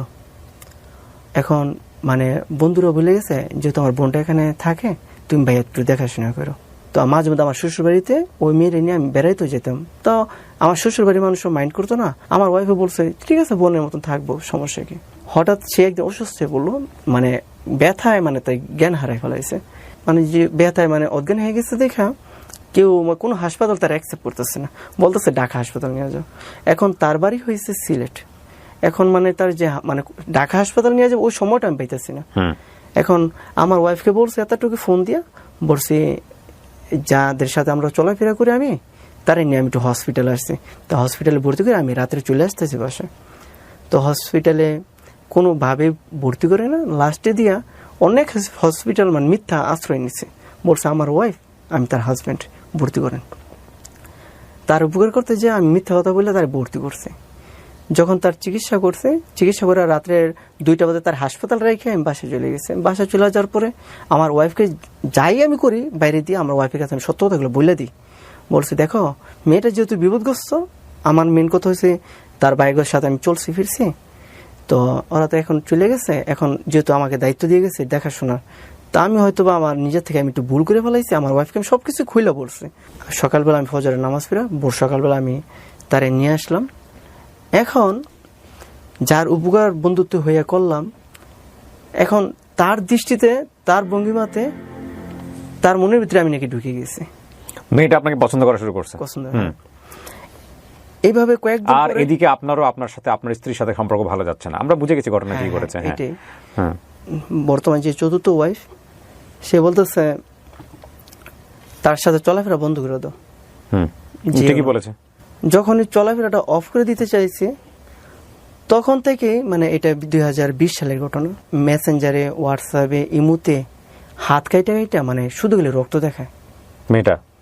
সে জানতো আপনার লাইফে এরকম 4টা বিয়ে হয়েছে, হ্যাঁ সব, 2টা বাচ্চা আছে, আমার শ্বশুর বাড়িতে বেড়াইতেও গেছে, সে সব জানে। জানার পরেও সে আপনাকে পছন্দ করে। এখন আমি বলতেছি দেখো আমি হাত কাটাকাটি। আচ্ছা আমি আপনাকে কটা প্রশ্ন করি, আমি বুঝতে পারছি স্টোরিটা লম্বা। আপনার সাথে আপনার স্ত্রীর সম্পর্ক ভালো ছিল না, চতুর্থ স্ত্রীর সম্পর্ক ভালো ছিল না, সেটা আপনার প্রথম স্ত্রীর বাচ্চাকে নিয়ে এবং একই সাথে এই মেয়েটাকে নিয়েও। এক পর্যায়ে গিয়ে আপনি রাগে দুঃখে কষ্টে মেয়েটাকে বিয়ে করে ফেলছেন না? আচ্ছা এই ঘরে কি কোনো বাচ্চা কাচ্চা আছে? জি না, এই ঘরে মানে আমাকে এত ভালোবাসে, দুইবার আইসা গলাতে ওনা দিয়ে দড়ি বাঁধছে। কেন? সে ফাঁসি দিবে আমি যদি বিয়ে তাকে না করে। আমার ওয়াইফকে এসে ডাইরেক্ট অফার করে বলো আমার ওরে আমি অন্ধের মতন ভালোবাসি, তাকে বলো আমাকে বিয়ে করতে। আমি আমার ওয়াইফকে আমি বুঝে শুনে বলছি দেখো আসলে আমি বন্ধুত্ব করে তার সাথে অনেক মস্ত করে ভুল করে ফেলাইছে। যখন নাকি একে 2 দিন আমার বাসায় এসে সে সুসাইড করতে চাইছে, মানে একদিন এমন ভাবে অন্য তার গলায় পেঁচাইছে আপনার একটা মানে ওর ফাঁসি আমি ছুড়াইতে পারি না। আমি মনে করছি পাগলই হচ্ছে আমাদের এই রোমিওর জন্য। আসলে স্যার লাস্টে পর্যায়ে আমি আমার ওয়াইফকে বলতেছি, আমার চতুর্থ ওয়াইফকে বলতেছি, তখন আমি তার বিয়ে করিনি। আমার পাশে এসে যখন নাকি সে সুসাইড করার চিন্তা ভাবনা মানে ভাই ব্রাদারকে জানাইতেন, ওর পরিবারকে জানাইতেন? জানাইছি, কাজ হচ্ছে না, পরিবার তো মানে দেশে সিলেটে। যখন নাকি আমার বাসায় একটার পর একটা দুর্ঘটনা এসে ঘটাইতেছে, আমার ওয়াইফে বলতেছে তুমি একটু ধৈর্য রাখো। সে যখন বারবারই এসে আমাকে বলতেছে বিয়ের প্রস্তাব দিতেছে, তোমাকে বলতেছে মানে আমি যাতে মানে তুমি যাতে ওর মাইনা নাও, তুমি একটু ধৈর্য ধরো, আমি ওর বিয়ে করবো না, ওর সাথে তো আমার বন্ধুত্ব সম্পর্ক। আর ওই কোনো ওয়াইফ ধৈর্য ধরবে ভাই, আপনি এগুলো বলেন না, আর লোকজন খেপে যাবে আপনার উপরে। শোনেন, প্রথম কথা হচ্ছে যে এটা কোনো ওয়াইফই ধৈর্য ধরবে না। হ্যাঁ, আপনি কি করছেন না করছেন তার লগে, আর হে আপনার জন্য ক্রেজি হয়ে গেছে মানুষ কি মানে। শোনেন, এখন কথা হলো এই মেয়েটাকে আপনি বিয়ে করছেন, সংসার করেন না কেন? তাকে এখন সে সুইসাইড করতে চায় না? যেদিন মানে লাস্ট তার সাথে আমার মানে বিয়েটা হয়, ওদিন আমি বলছি তুমি এই যে পাগলামিগুলো করতেছো, তুমি কি করলে তুমি এই পাগলামি থেকে আমার মুক্তি দিবা? তুমি বুঝছি, তারপরে আপনি বিয়ে করছেন তাকে। আপনি আমাকে প্রশ্নের উত্তর দেন। হ্যাঁ, আপনি যদি আমাকে বিয়ে করেন তাহলে আমি পাগলামি ছেড়ে দেবো, আমি আমার দেশে চলে যাব। গেছে? হ্যাঁ, বিয়ে করে সে দেশে চলে গেছে। বিয়ে করছি। তারপরে আমি বলছি ঠিক আছে, আমার প্রথম ওয়াইফে চাইছিলাম সাক্ষী রেখা, চাইছিলাম তার কিছু ডিভোর্স নেওয়া, কিছু টাকা পয়সা দিয়ে একটা নির্মাসে যায় যাতে কোনো ঝামেলা মাথায় না থাকে। কিন্তু সে ডিভোর্সে যাবে না। বিয়ে করলেন কেন? ডিভোর্স মানে করবে কেন? আমি তো স্যার একমাত্র তাকে মানে সে যদি পাগলামি করে যায়, মৃত্যুবরণ না করে, সে যেভাবে সুসাইড করে একে একে 3 বার, আমি মানে ওর সাথে যখন আমার কথা এই জন্য একটা মারাত্মক কথা আছে, এটা কিন্তু হিউম্যান সাইকোলজিতে আছে এবং রিলিজিয়নও আছে। সেটা হচ্ছে এই যে এইভাবে মানে কোনো আত্মীয় সম্পর্কের বোন হোক বা যাই হোক, এগুলো এদের সাথে মেশা বা ভাইদের সাথে মেশা, এগুলো সম্পূর্ণ স্ট্রিক্টলি নো। দেখেন একটা জিনিস কি দাঁড়ায়, আর ঘটনা এরকম ঘটেছে কিনা আমি নিশ্চিত না, কারণ ওই মেয়ের পক্ষ থেকেও একটা বক্তব্য থাকতে পারে কেন একটা মেয়ে একটা বিবাহিত ছেলের প্রতি এরকম যদি করেই থাকে অ্যাট্রাক্ট ফিল করে। যাই হোক, শোনেন ভাই, আমি একটা কথা বলি আপনাকে, সেটা হচ্ছে আপনি যে পঞ্চম বিয়েটার কথা বললেন, উনি এখন কি ডিভোর্স পেয়েছে আপনার কাছ থেকে? না, ও আমাকে ডিভোর্স দেন, আমিও তাকে এই পর্যন্ত ডিভোর্স দেন নাই। আপনি সংসারও করেন না, উনি সিলেটে চলে গেছে। সিলেটে চলে গেছে। যোগাযোগ আছে আপনার সঙ্গে? হ্যাঁ, মাঝে মধ্যে। আপনার চতুর্থ স্ত্রী জানে এই বিষয়টা? হ্যাঁ, জানে। সেই বিষয়টাকে কিভাবে নিয়েছে? সে বলছে সে তো আর কখনো আসবে না, সে যেহেতু তার মনের একটাই চাওয়া ছিল। ডিভোর্স পেপার পাঠায় দেন এখন। এখন আমি আসলে তাকে একবার বলছিলাম, আমি মেম্বারদেরকে নিয়ে বসছিলাম, আমার প্রথম ওয়াইফকে রাখছিলাম, তাকেও রাখছিলাম, বলছিলাম আমি তোমাকে ডিভোর্স দিয়ে দিই, তোমার যে প্রাপ্তটা আছে তোমার প্রাপ্তটা। কতদিন হয়েছে তাকে বিয়ে করেছেন? বিয়েটা করছে 2 বছর হয়েছে। তো এইভাবেই আছে, মাঝে মাঝে দেখা সাক্ষাৎ করেন তার সাথে? না, দেখা সাক্ষাৎ হয়। দেখা সাক্ষাৎ করেন না, শুধু জাস্ট ফোনে যোগাযোগ করে, মাঝে মধ্যে ভালো মন্দ খোঁজ খবর নেয়। আমিও মাঝে মধ্যে ওই ফোন দিলে বলে হ্যাঁ ভালো আছি। কতটুকু বিশ্বাসযোগ্য আমি জানি না। শোনেন, এই যে গল্পটা আপনার আজকে যে জায়গাটা এসে দাঁড়াইছে, এই গল্পটা আপনি আজকে কেন বললেন? সোশ্যাল মিডিয়াতে লক্ষ লক্ষ মানুষ আপনার এই গল্পটা দেখবে। 5টা বিয়ে, আপনার বয়স 30 না কত যেন বললেন? 33 বছর। প্রথম বিয়ে করেছেন 20 বছর বয়সে। 20 থেকে 13 বছরের মধ্যে 5টা বিয়ে হয়ে গেছে আপনার, এবং এখন বাচ্চা কাচ্চা কয়টা সব মিলায়? গতকালকে আমার ছেলে হয়েছে। গতকালকে আপনার ছেলে হয়েছে, মাশাআল্লাহ। 3 ছেলের জনক আপনি। 3 ছেলের জনক। প্রথম কথা হচ্ছে প্রথম 2, 3টা 4টা বিয়ে যেটা হয়েছে আপনার জীবনে, একটা ঘটনা, দুর্ঘটনার মধ্য দিয়ে আপনি গেছেন, সেটা আপনি করতেই পারেন, আইনত বা লিগালত আপনি সেটা করতেই পারেন। পঞ্চম বিয়েটা আপনার জন্য একটা বড় রকমের ভুল ছিল, দরকার আপনি পুলিশে খবর দিতেন, কিন্তু আপনি এটা করাটা একেবারেই উচিত হয় না। ইমোশনাল ব্ল্যাকমেইল, এই ব্ল্যাকমেইলে আমরা যখন নাকি আমাকে মানে প্রচন্ড মানে হাত কেটে পা কেটে মানে এগুলো দেখে না, এগুলো মানে আমি অস্থিরতা মানে হ্যাঁ থাকে, আপনি ওটা দেখে আপনি দুর্বল হতেন বলে আপনাকে ভাবে ব্ল্যাকমেইল করেছে। বিয়ে না করলে আমি মানে মৃত্যুবরণ করব, মানে দেখা যাচ্ছে 2-3 বার ফাঁসি দিয়ে ফেলাইছে। তখন আমি ভাবছি না, আমার কথা ওর কথার সাথে আমার এক কথাই ছিল। এখানে আমি আপনাকে কোনোভাবে মানতে পারবো না ভাই, আমি সরি। কারণটা হচ্ছে আপনার যদি এখানে কোনো ফল্ট না থাকতো, আল্লাহ ভালো জানেন কি হয়েছে, তাহলে আপনার এখানে উইক হওয়ার কথা না। কোনো একটা মেয়ে এসে যদি নিজে মরতে চায় যে তুমি আমাকে বিয়ে করো, নালে এখানে যদি আপনার কোনো ফল্ট না থাকে, আপনি আইনি ব্যবস্থা নিতেন। আইনি ব্যবস্থা স্যার জিডি করছিলাম। জিডি তো জিডি, এটা কি ইমপ্যাক্ট পড়ে? এখন আসলে কি স্যার, যেহেতু আমার আগে পিছে থানা কোর্ট কইরা তো সুতরাং আপনি ওই জায়গাটা হ্যাঁ সেটা ঠিক জীবনের ইকুয়েশন। কেন বললেন এই গল্পটা আজকে আপনি? এই এখানে গল্পটা বলার স্যার, আসলে আমার যেহেতু আমি 3টা ছেলের বাবা হয়েছে, আমার চতুর্থ ওয়াইফকে আমি এখন সেতে আমার সাথে রাগ দেখায়, খারাপ ব্যবহার করে, তারপর আমি তার ভীষণ ভালোবাসি, খুব স্বাভাবিক। এখান থেকে আমি একটা মেসেজ আমার ওয়াইফকে করতে চাই, তুমি আমার সাথে যতই রাগ করো না কেন, যতই কষ্ট দিয়ে কথা কও না কেন, আসলে দুঃখে আমি সবকিছু এগুলো করছি। আমার বাস্তব লাইফ কাহিনীটা আমার ওয়াইফ কখনো শুনতে চায় না আমার থেকে, হয়তো আজকে দেখে শুনবে, কিন্তু আপনি আমাকে বলেন জনগণ কি শিখবে আপনার গল্প থেকে, বা আপনি জনগণকে কি বলতে চান? আর আমি জনগণের উদ্দেশ্যে একটা কথা বলতে চাই, যেহেতু আমার বাচ্চাগুলো একদিন বড় হবে, আমার একদিন কোনো মানুষ না কোনো মানুষ আমার বাচ্চাদের প্রশ্ন করবো তোর বাবা 4-5টা বিয়ে করছে।